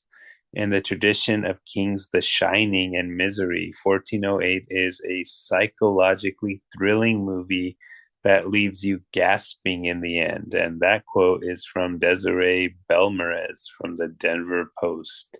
So if you couldn't figure it out yet, the movie I am choosing as my number one, controversially, is 1408. I just feel like this embodies underrated to me. This is a film that nobody I know seems to like or talk about. And as hard a time as I had sorting out my list for this, and I did, I moved some things around a few times and had to figure out the order. Like, this was always my top spot. I just knew I wanted to put a spotlight on it, because when else is 1408 ever going to come up? So I don't recall thinking much of it in theaters. I did see it in theaters. I remember that. I think there was another Stephen King adaptation in 2007 that I was definitely higher on. But this is a movie that I kind of rediscovered on home video, and it just really pulled me in.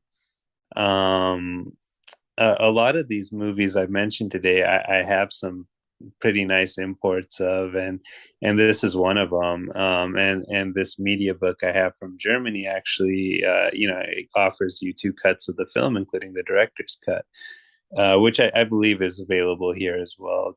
Domestically, I'm pretty sure I saw it here first on DVD or something. But I'm kind of obsessed with the director's cut. I don't remember the last time I saw the theatrical cut. It might have been in theaters, and I was meaning to revisit it for this podcast. I just didn't get around to it. So everything I'm saying, just keep in mind it's the director's cut I'm talking about, because I honestly don't remember the theatrical cut at this point and wasn't as crazy about it in theaters. So I don't know. I love a good haunted hotel, and I love that this is just a haunted hotel room. I think it's just teeming with atmosphere. I think a lot of that atmosphere is set up by a great performance from Samuel L. Jackson. Actually, it's a really small role for him, but it's one of my favorite roles of his.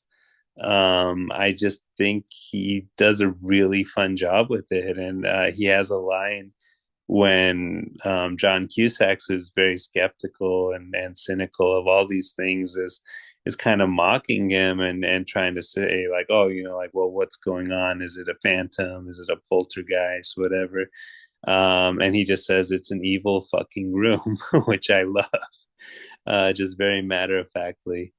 So there's something about this movie. Again, this is, I guess, a little bit more serious, but there's like a trauma that John Cusack's character is coping with throughout this movie, which is the loss of his daughter.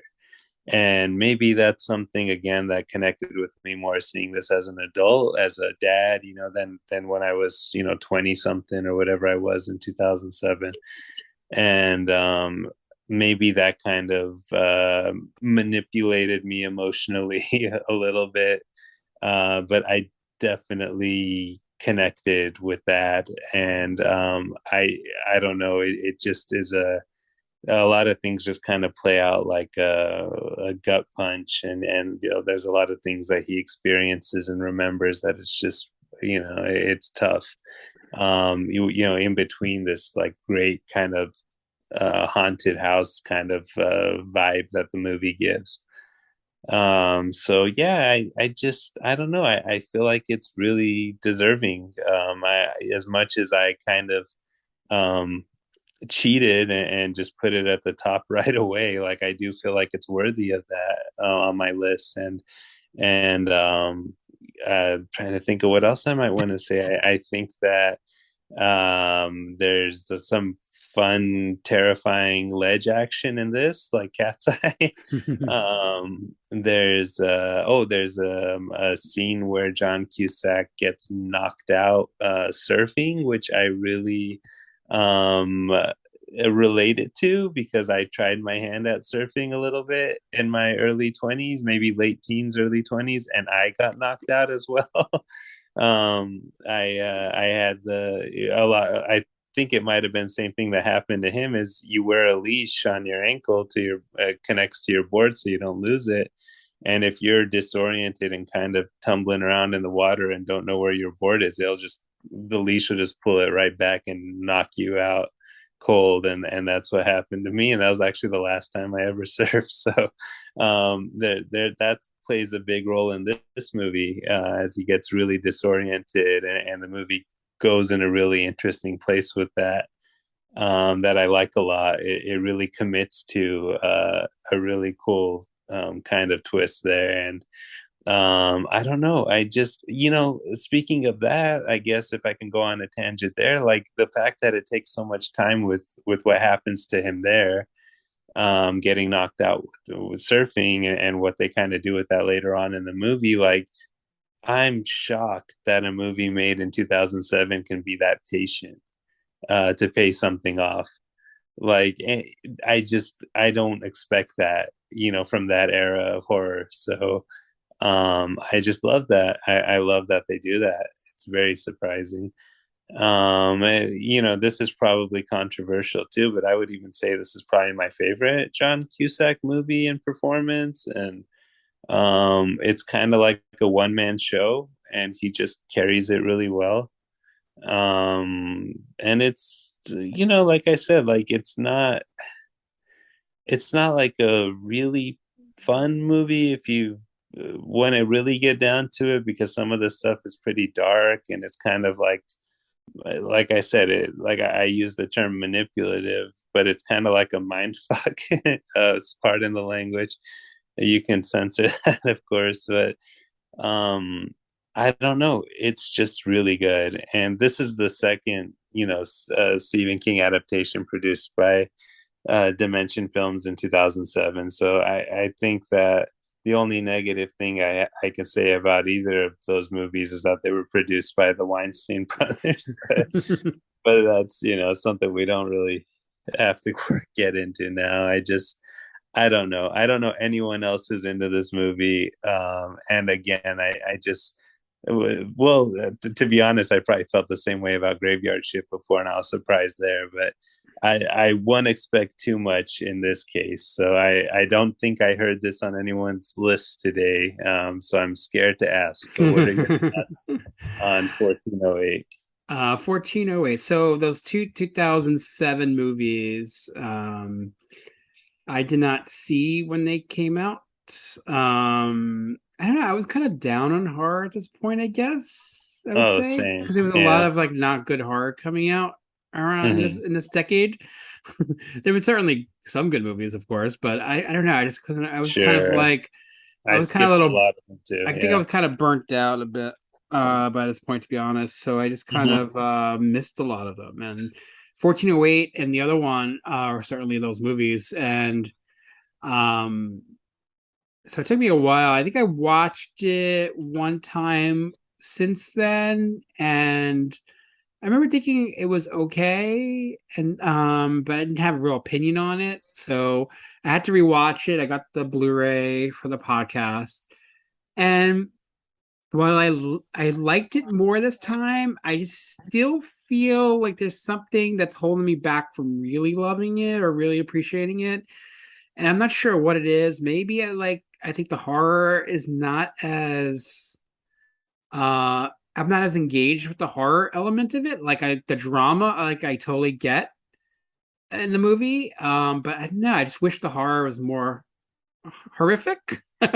Or I don't know, something about the horror of the movie doesn't quite work for me, but I do like elements of it for sure. And of course, like I mentioned with Rose Red, I really like a haunting story and a haunted like house, or in this case, a hotel room.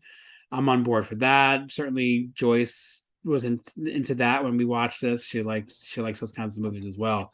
So we bond on that level for these kinds of movies. But I think she also had a similar issue where I think she wasn't that into the horror element of it either.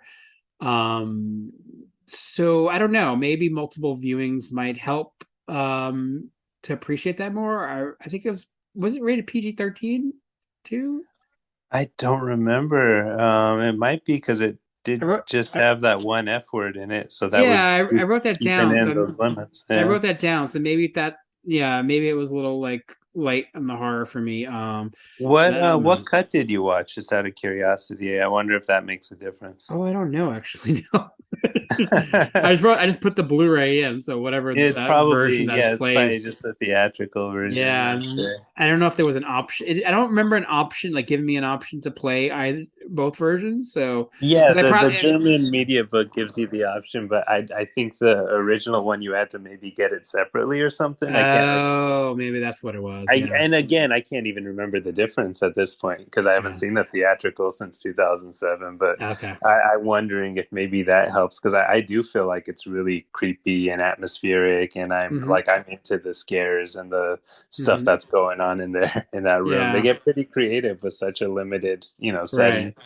Yeah, I mean, maybe that's another thing too, that like I'm not as enamored with one setting movies as some others are, but I think a movie like Rose Red is certainly that, but it's like a big house, so there's a lot of like places to go with it. Here it's a hotel room, so there's not a lot of places. Yeah, there's literally like 2 rooms in a bathroom. 2 rooms, so it limits that. But if you're engaged enough with the story, I could definitely see them making them. They'd certainly make the most out of those 2 rooms, and of course they go outside with the ledge, which definitely like, oh yeah, it's like Cat's Eye. There we go, back to Cat's Eye territory. With that. I thought, the New York stuff was definitely faked. I could tell, which is fine. But I think they actually filmed like exteriors though, like really in New York of a hotel, but then the interiors, of course, were all faked. Sure, I would expect that to be a set. Yeah. Cat's Eye did an interesting way of doing it too, because they certainly were up on the ledge, but you could see that it was like a set, kind of like they use miniatures or something. It was kind of like you could kind of tell it's like movie magic. Yeah, and I say that in quotes because it's Dino De Laurentiis, right? Yeah. And if but I don't know. It works for me because This I'm one scared. this one definitely had a bigger budget than say the Dino De Laurentiis movie, so it felt a little more like they had a little more money to spend on that. But then Weinstein's are also like they also were cheap in certain ways too. I'm sure they shortchanged a lot of stuff, in these movies too. Yeah, but the directors still did something with what they were given. I definitely think the director of this definitely made the most out of it for sure. Well, don't feel bad. I braced myself for this one. I had a feeling, but I really champion this movie. I just am really into it. Yeah, that's awesome.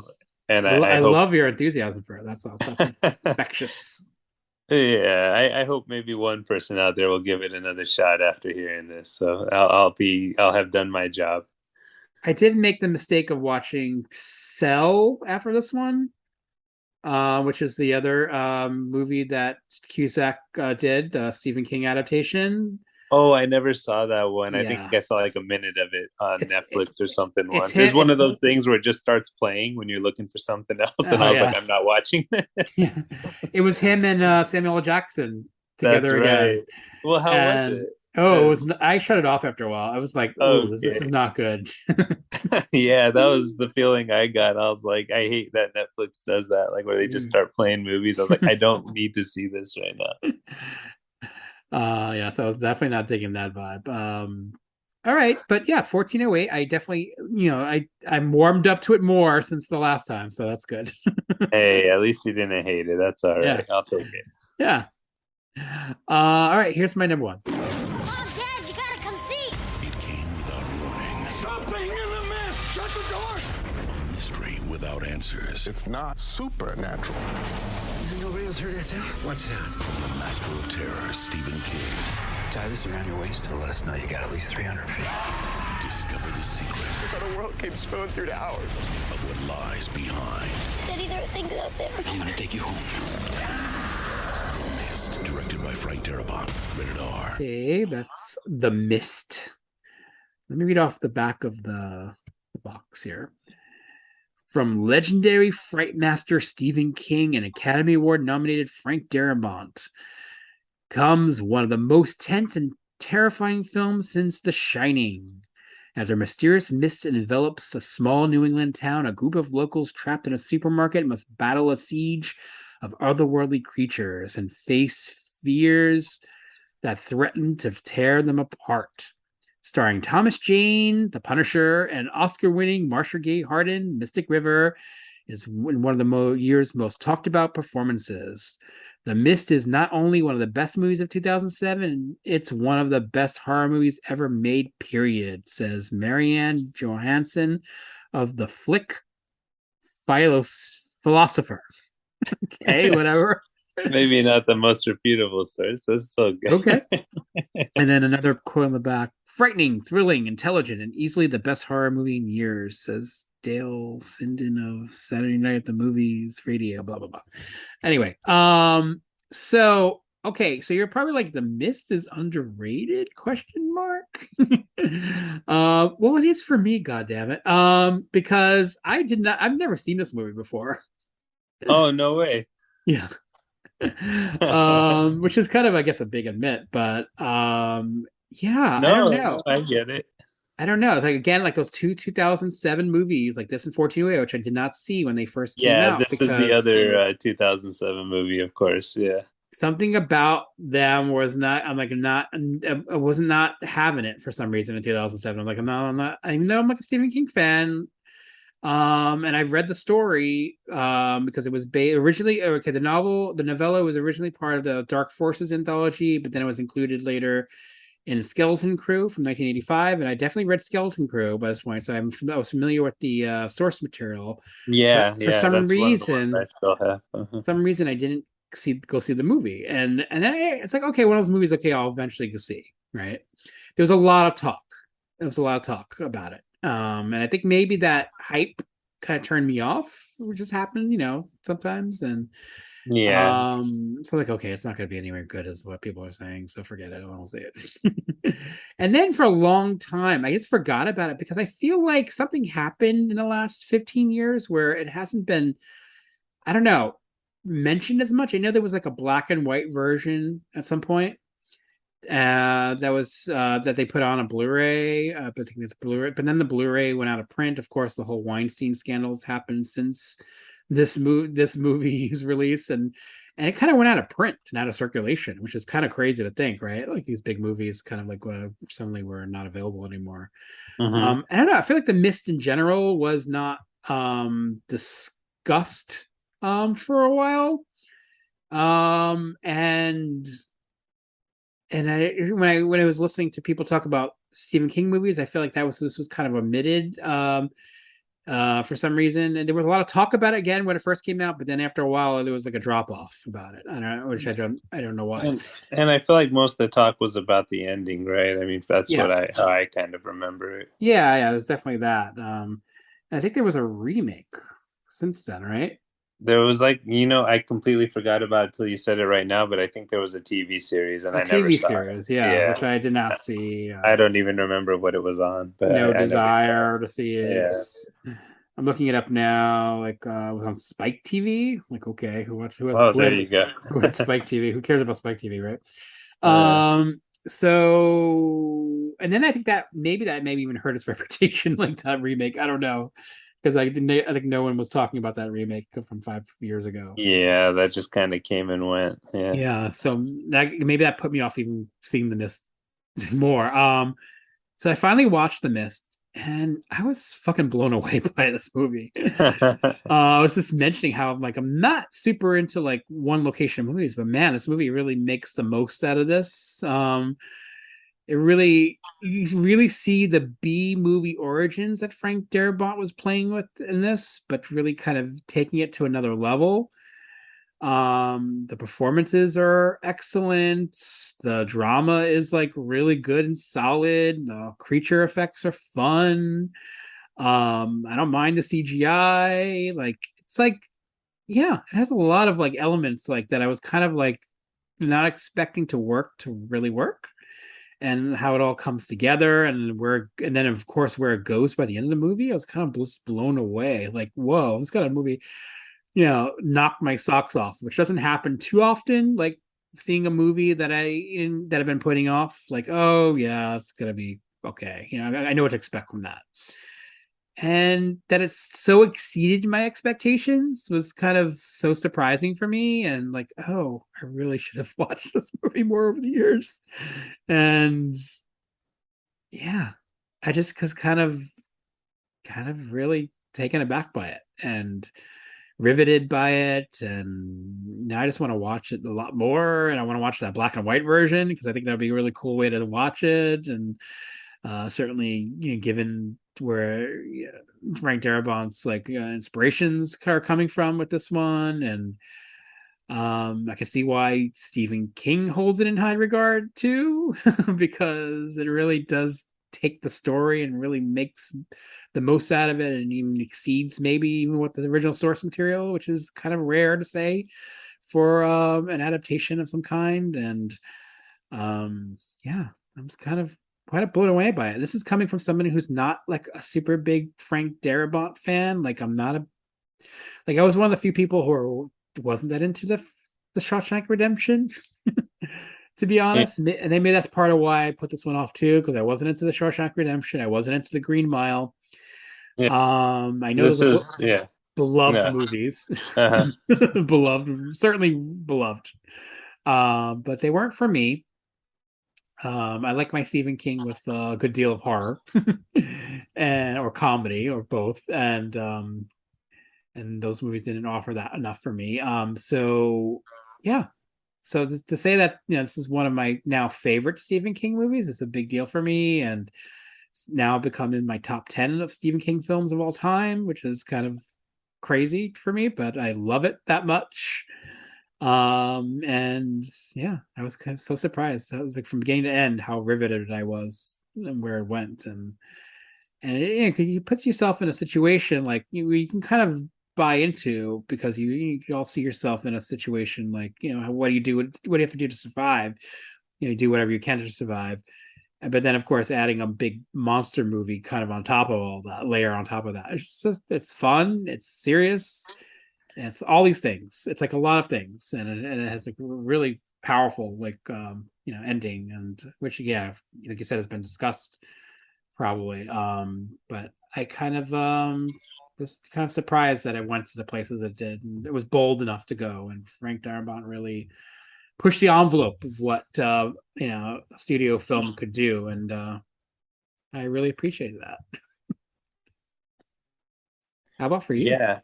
Yeah, no, absolutely. I would have 100% picked this on my list if you hadn't called dibs. I'm a big fan of The Mist.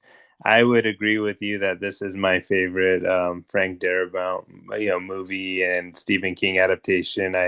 I appreciate those other two you mentioned. They're like, fine movies and appeal to a wider audience, but they're just not for me. The Shawshank Redemption and the Green Mile, of course, the movies. I mean, The Mist is just this is for me for sure, and I love that we got these two very different, but to me excellent Stephen King adaptations in theaters in 2007. I think that it's really surprising to kind of find us both putting these as our number ones. And I love that because I think it's a great pair. And this is the one that I was definitely more into then. And now I'm not so sure which one I prefer if I had to choose, but I love them both. I have a very nice import of this as well, another media book from Germany. But unfortunately, I don't believe that black and white cut is on it. I believe that was on the special edition DVD I had years ago, which I probably still have somewhere. And I love that cut because that is, at its heart, what Frank Darabont was making here was a, kind of a 50s sci-fi horror movie and a disaster movie in a way. And it has those vibes just updated in a very visceral way. So I do think, you mentioned the CGI, and I have softened, on older movies and the use of CGI in general. Over the years, it's just one of those things you have to do at some point, or you're not going to enjoy anything. But Yeah. I do remember seeing these in this movie as well in theaters, and being turned off by the CGI, like when the tentacles first appear, especially. But I think that the creature designs were so scary and effective that the more you saw of them, like the more it just kind of won me over. Yeah. Oh, and actually, I should mention there is a art book you should try to get your hands on called "It Came from the Mist," and it's just creature art. It's like 20 something pages, by Glenn Chadbourne, I think is how you say his name, who's done a lot of covers and stuff. But it's just so creepy. I mean, if you could even just Google it, it's It Came from the Mist. It's just awesome, the artwork, because you'd see these great creature designs that I love. I mean, this movie, it's just the stuff of nightmares. It really is. And I think that even though there was things like the CGI that I wasn't crazy about when I first saw it,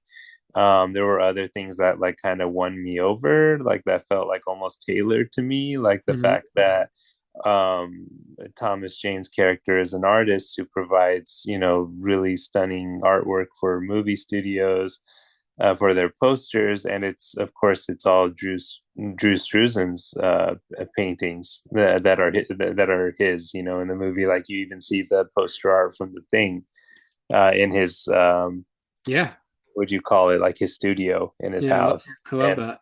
And that's just such a cool touch, and that's just so me. I just love that kind of stuff. And the CGI, like I said, like it's not always great, but I do think it's really good. They probably even had like a fairly limited budget, just knowing the Weinsteins.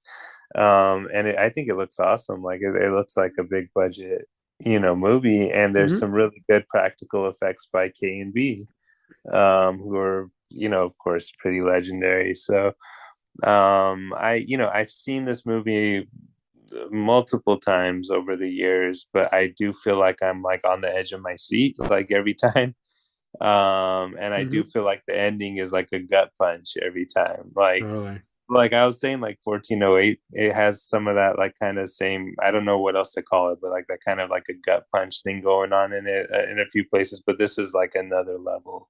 That's just a lot darker.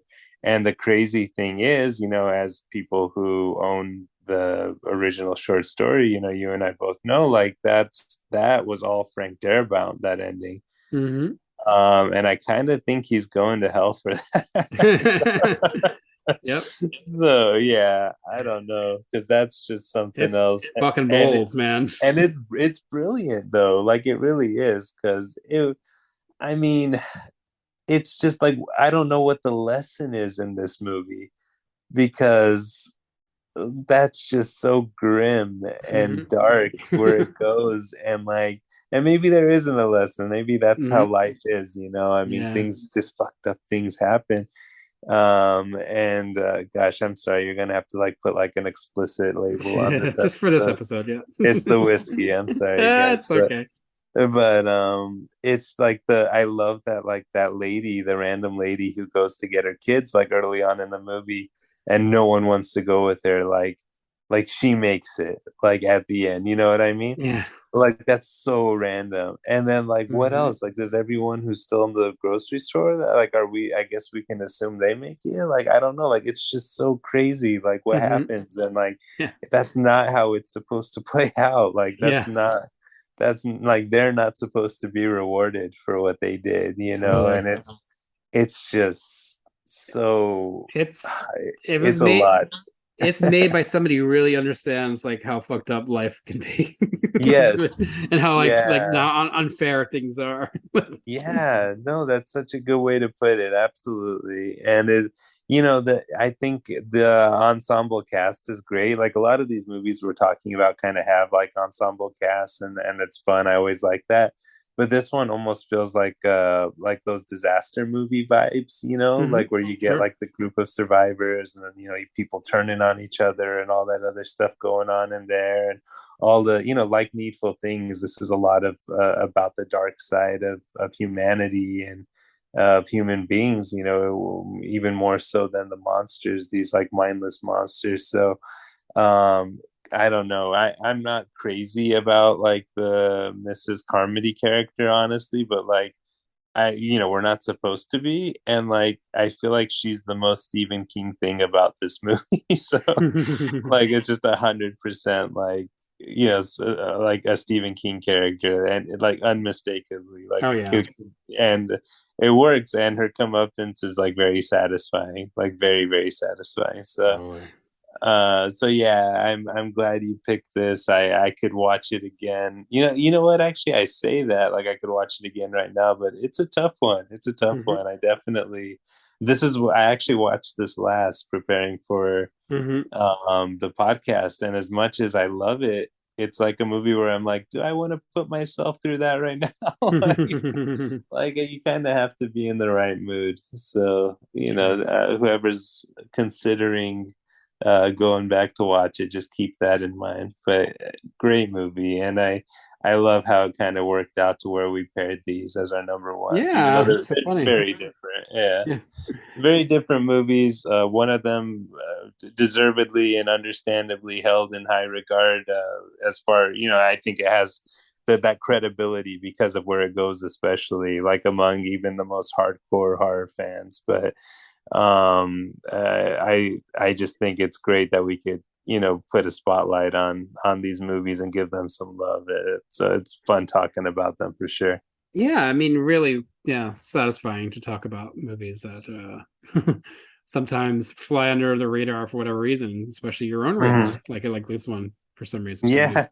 Yeah, no, and it's funny because I definitely skipped a lot of movies in the 2000s, and I know that's come up on other episodes we've discussed, but just by luck, I saw these two in 2007, and I'm glad I did. It was meant to be for this episode today. I don't know. Excellent. All right, so let's recap the movies. What was your let's go what were your fives or sixes in your case? Yeah, so I had Thinner, controversially, and then Graveyard Shift, which I thought was gonna be controversial, but turns out I wasn't alone on. And then I had a double feature, of course, at number three with Sometimes They Come Back in the Dark Half. And then my number two was Cat's Eye, and my number one was 1408. Great. And then I had number 5, Pet Sematary, the 2019 version. Number 4, Good Marriage from 2014. Number 3 was Rose Red from 2002. Number 2 was Needful Things, primarily the TV cut from 1996. And number 1, The Mist from 2007. That's some good variety. Yeah, some good variety there. So I just wanted to, so The Mist, to give you like an idea of what my favorite King movies are, I did like a top 10. The Mist made it into number 10. Very cool. Number 9, Creep Show. Number 8, Salem's Lot. Number 7, It from 1990. Number 6, Dolores Claiborne. Number 5, Stand By Me. Number 4, Misery. Number 3, Christine. Number 2, The Dead Zone. And what do you think my favorite King adaptation is? I don't want to go with the big one because I think you're going to surprise me. Yeah, I've noticed The Shining wasn't on your list so far, but I have a feeling that's not it. What's your number one? Number 1 is Carrie. Oh, nice. That's a good call. That is a big one. My first and my favorite. Great movie. Yeah. So but there's a lot more that I love. Yeah, there's a lot out there. It's more than I thought, doing research for this episode. I was almost surprised by how many Stephen King movies there have been, and that I still haven't seen. Sure. Things that I revisited that I didn't like. Let's go there. Sure. So The Shining, 1997. Sorry, I keep trying with that one. It does not do it for me, honestly. I think I've seen it once. That was enough. Yeah. I know, Stephen King is a fan. He wrote it. It's like, his preferred adaptation. It just doesn't work for me as a movie. I just get bored, honestly. Just boring. Well, sometimes the changes made in these adaptations are for the best. I hate to say it, but it's true. Nightmares and Dreamscapes. I tried watching. That was very uneven, so that's why I put it in my favorite list. That was on TNT, I believe. I have a vague memory of that. Yep. Yeah. Shawshank and Green Mile, again, not for me, but I accept them for what they are. Riding the Bullet, another Mick Garris movie. I just did not feeling that one. Pretty cheesy. Yeah. Golden Years, which was like I guess it was meant to be a series, like a mini series. It was going to be a series. Yeah, I sort of remember that one. I did. Yeah, I was like, that one was not enjoying it, honestly. I was getting bored. Salem's Lot from 2004. I wanted to like it, but yeah, it wasn't as good as the 70s one. It's just like I kept thinking, I just rather watch the one from 1979. I was not digging it. Dolan's Cadillac. I think I shut it off after a while. I got bored. Cell. I mentioned that one already. We're not into that. Carrie from 2013. Useless kind of remake. Not good. Trucks, which I wanted to like more, but I was just not into it. And the Mangler. I was wanting, again, another one like, Toby Hooper. I forgot them. I'm gonna enjoy it this time, but just not having fun with that one. Just not having fun. It might be my worst. Might be one of the worst for me, honestly. Yeah. I have a shameful confession. I actually kind of love The Mangler. Yeah, but I know it has fans, so I'm like, terrible movie. Just like how I kind of feel like graveyard shifters along those lines. That's Yeah. how I feel about it. But I remember having a lot of fun with it. But it's been a while for sure. It definitely has fans. I watched Tommy Knockers and Oh gosh, I Langoliers. forgot about Tommy Those are Knockers. like movies that are miniseries that are not like loved, but I kind of enjoyed them for what they are. Yeah, yeah. I watched The Stand, the whole thing. Um, They remade that too, didn't they? they did remake it. I didn't see the remake version of it, but I saw the original. Well, we watched the Yeah, original, and I gotta I've never seen that. say, the original starts off really strong, but man, the second half is not as good. So I not as can't good. remember. It's been too long, but yeah, that sounds on par with a lot of Stephen King stories, unfortunately. It's like I remember this. I remember this being better, but it's not bad. It's just that it doesn't. It just kind of loses steam after a while. Quicksilver Highway was kind of a nice little surprise. I hadn't seen that before. I'm so glad you mentioned that I remember because the liking Stephen that. King chattering teeth segment in Yeah, that is so fun. Like I it's love so that. fun. Yeah, Yeah. like I'm like, why haven't I watched this I before? wish I mentioned it on my honorable mentions. I totally forgot. Good call. Like, why haven't I watched this one? Big I Driver. that I have that on the Anchor Bay DVD. Actually, it's got a nice glossy cover, so Yeah, I'm kind of proud to put it on my shelf. I have that. I picked up the DVD too. Nice. Big Driver, I mentioned that one. I like that one. Lawnmower Man, which I revisited this year for the 1992 podcast and was surprised that I liked it as much as I did.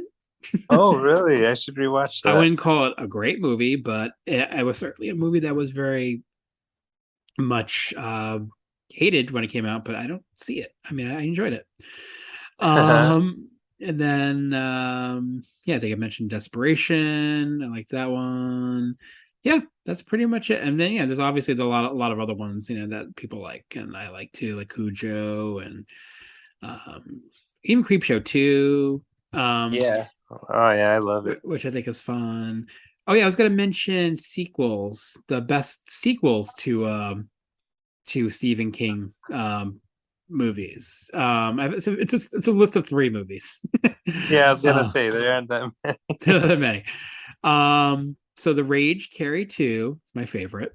Oh, that's a good call. Sure, I remember that. Pet Cemetery 2. I knew that would be on there. Big fan of that. And then another one I rewatched, because I watched so many Stephen King things recently. These past few months. A Return to Salem's Lot. Oh, no way. Which No way. celebrates 35th anniversary this year. I get a kick out of that movie. It's Larry Cohen, right? It's Larry Cohen. It's Larry I'm Cohen. a fan of Larry Cohen, but I don't remember much about that. It's very Larry Cohen. The sense of humor is pure like Larry Cohen humor. It's like a lot of goofy fun. I gotta say. Oh, interesting. I kind of want to rewatch that too now. To see Michael Moriarty and like the director, the Maverick director Samuel Fuller team up together to hunt vampires is really fun. That idea. You've given me some good homework here. Actually, there's a lot of these movies you made me want to watch again or check out for the first time. Good call. So I watched as many as possible. I didn't get to watch like a handful of movies like Hearts of Atlantis, The Stand thing, the Lacey story, or whatever that is. Lacey story, which I think is like Stephen King's favorite adaptation or something, or one of his favorites, or one of his favorite books that he's done. And then like he likes the TV version of it too. Oh, sure. In the Tall Grass, Mercy, Horror, and then Chapel Wait. Those are things that I didn't get to see. Gosh, I forgot about some of those even. Yeah, I've never seen them. That'd be good to check out. But I'm good on Stephen King for a while because I pretty much watched almost all of them. You definitely did your homework, man. They put me to shame. That's great. I did this over a lot of time, so. Right. I just remembered because I don't think you mentioned this one, but I have like a vague memory of a movie with Pierce Brosnan that was I want to say it was a USA movie, and I remember it being like heavily advertised at the time. I don't know why I left that off the list, but I had in the section of movies that I kind of liked, Bag of Bones. I think it was. That's what it was called. That's right. Yeah, I kind of remember being into it, but I think I might be mixing it up with that old TV movie, the something by the lake. Oh gosh, I'm blanking yeah. on it. It's getting late here, but Yeah, it's pretty late. But yeah, I I liked that Bag of Bones. It wasn't like great or anything, yeah, but it was okay. Yeah, no. Sometimes like kind of like those understated ones are okay too. You know, yeah. they don't have to be groundbreaking. More writers haunted by things stories. Yeah, exactly. Yeah, as per usual. As usual. All right, guys, this was fun talking about underrated Stephen King. Let's see what do we got going on. So yeah, we did the Beverly Hills podcast for the Patreon. I got another Patreon coming up. And then more podcasts planned. Where can people reach you? Unfortunately, I only have my boring personal social media accounts now because I neglected my movie Instagram for too long. So I finally just sacrificed it to the ether. But you can always add me as a friend on Facebook or even Instagram, even though I rarely am post on there. I'm on there sometimes, and I always like hearing from listeners, and I've had a few of them kind of add me as friends over the years, and I think you have a really fun community somewhere in the spread across the country, and I'm happy to meet more of those people and be a part of it. Absolutely, guys. We appreciate your movie love and your love for listening to us ramble about movies. It's always great to hear. Thank you so much for that. Yeah, absolutely. You said ramble, and I'm wondering what the runtime is on this yeah. one. Yeah, it's as epic as it's a mini series length. Yeah, the Rose Red of podcasts. Very fitting for Stephen King, right? So yeah, check out our Patreon if you want to listen to bonus episodes. We do one every month. That's patreon.com/retro movie love. Facebook, you could find me as Meep Parker, or you could do the Retro Movie Love Facebook page. Instagram as Cinema de Meep. So yeah, there's plenty of ways to reach out and connect with us and talk about movies and yeah, if you enjoyed listening to us ramble about Stephen King, we'll talk more about him. Just reach out and we'll yeah, or any kind of feedback. We love hearing feedback. So absolutely. All right. Yeah. Thank you so much, guys. We'll be back soon with more Retro Movie Love. Talk soon. And it was always fun talking with you about all these things, and I love talking horror. So thank you, Ara. Oh no, thank you, Meep. It's my pleasure. Thanks everyone for listening. Yeah, the curse is broken. We made it through this podcast. We did it. We made it. We made it. There you go. Ciao for now.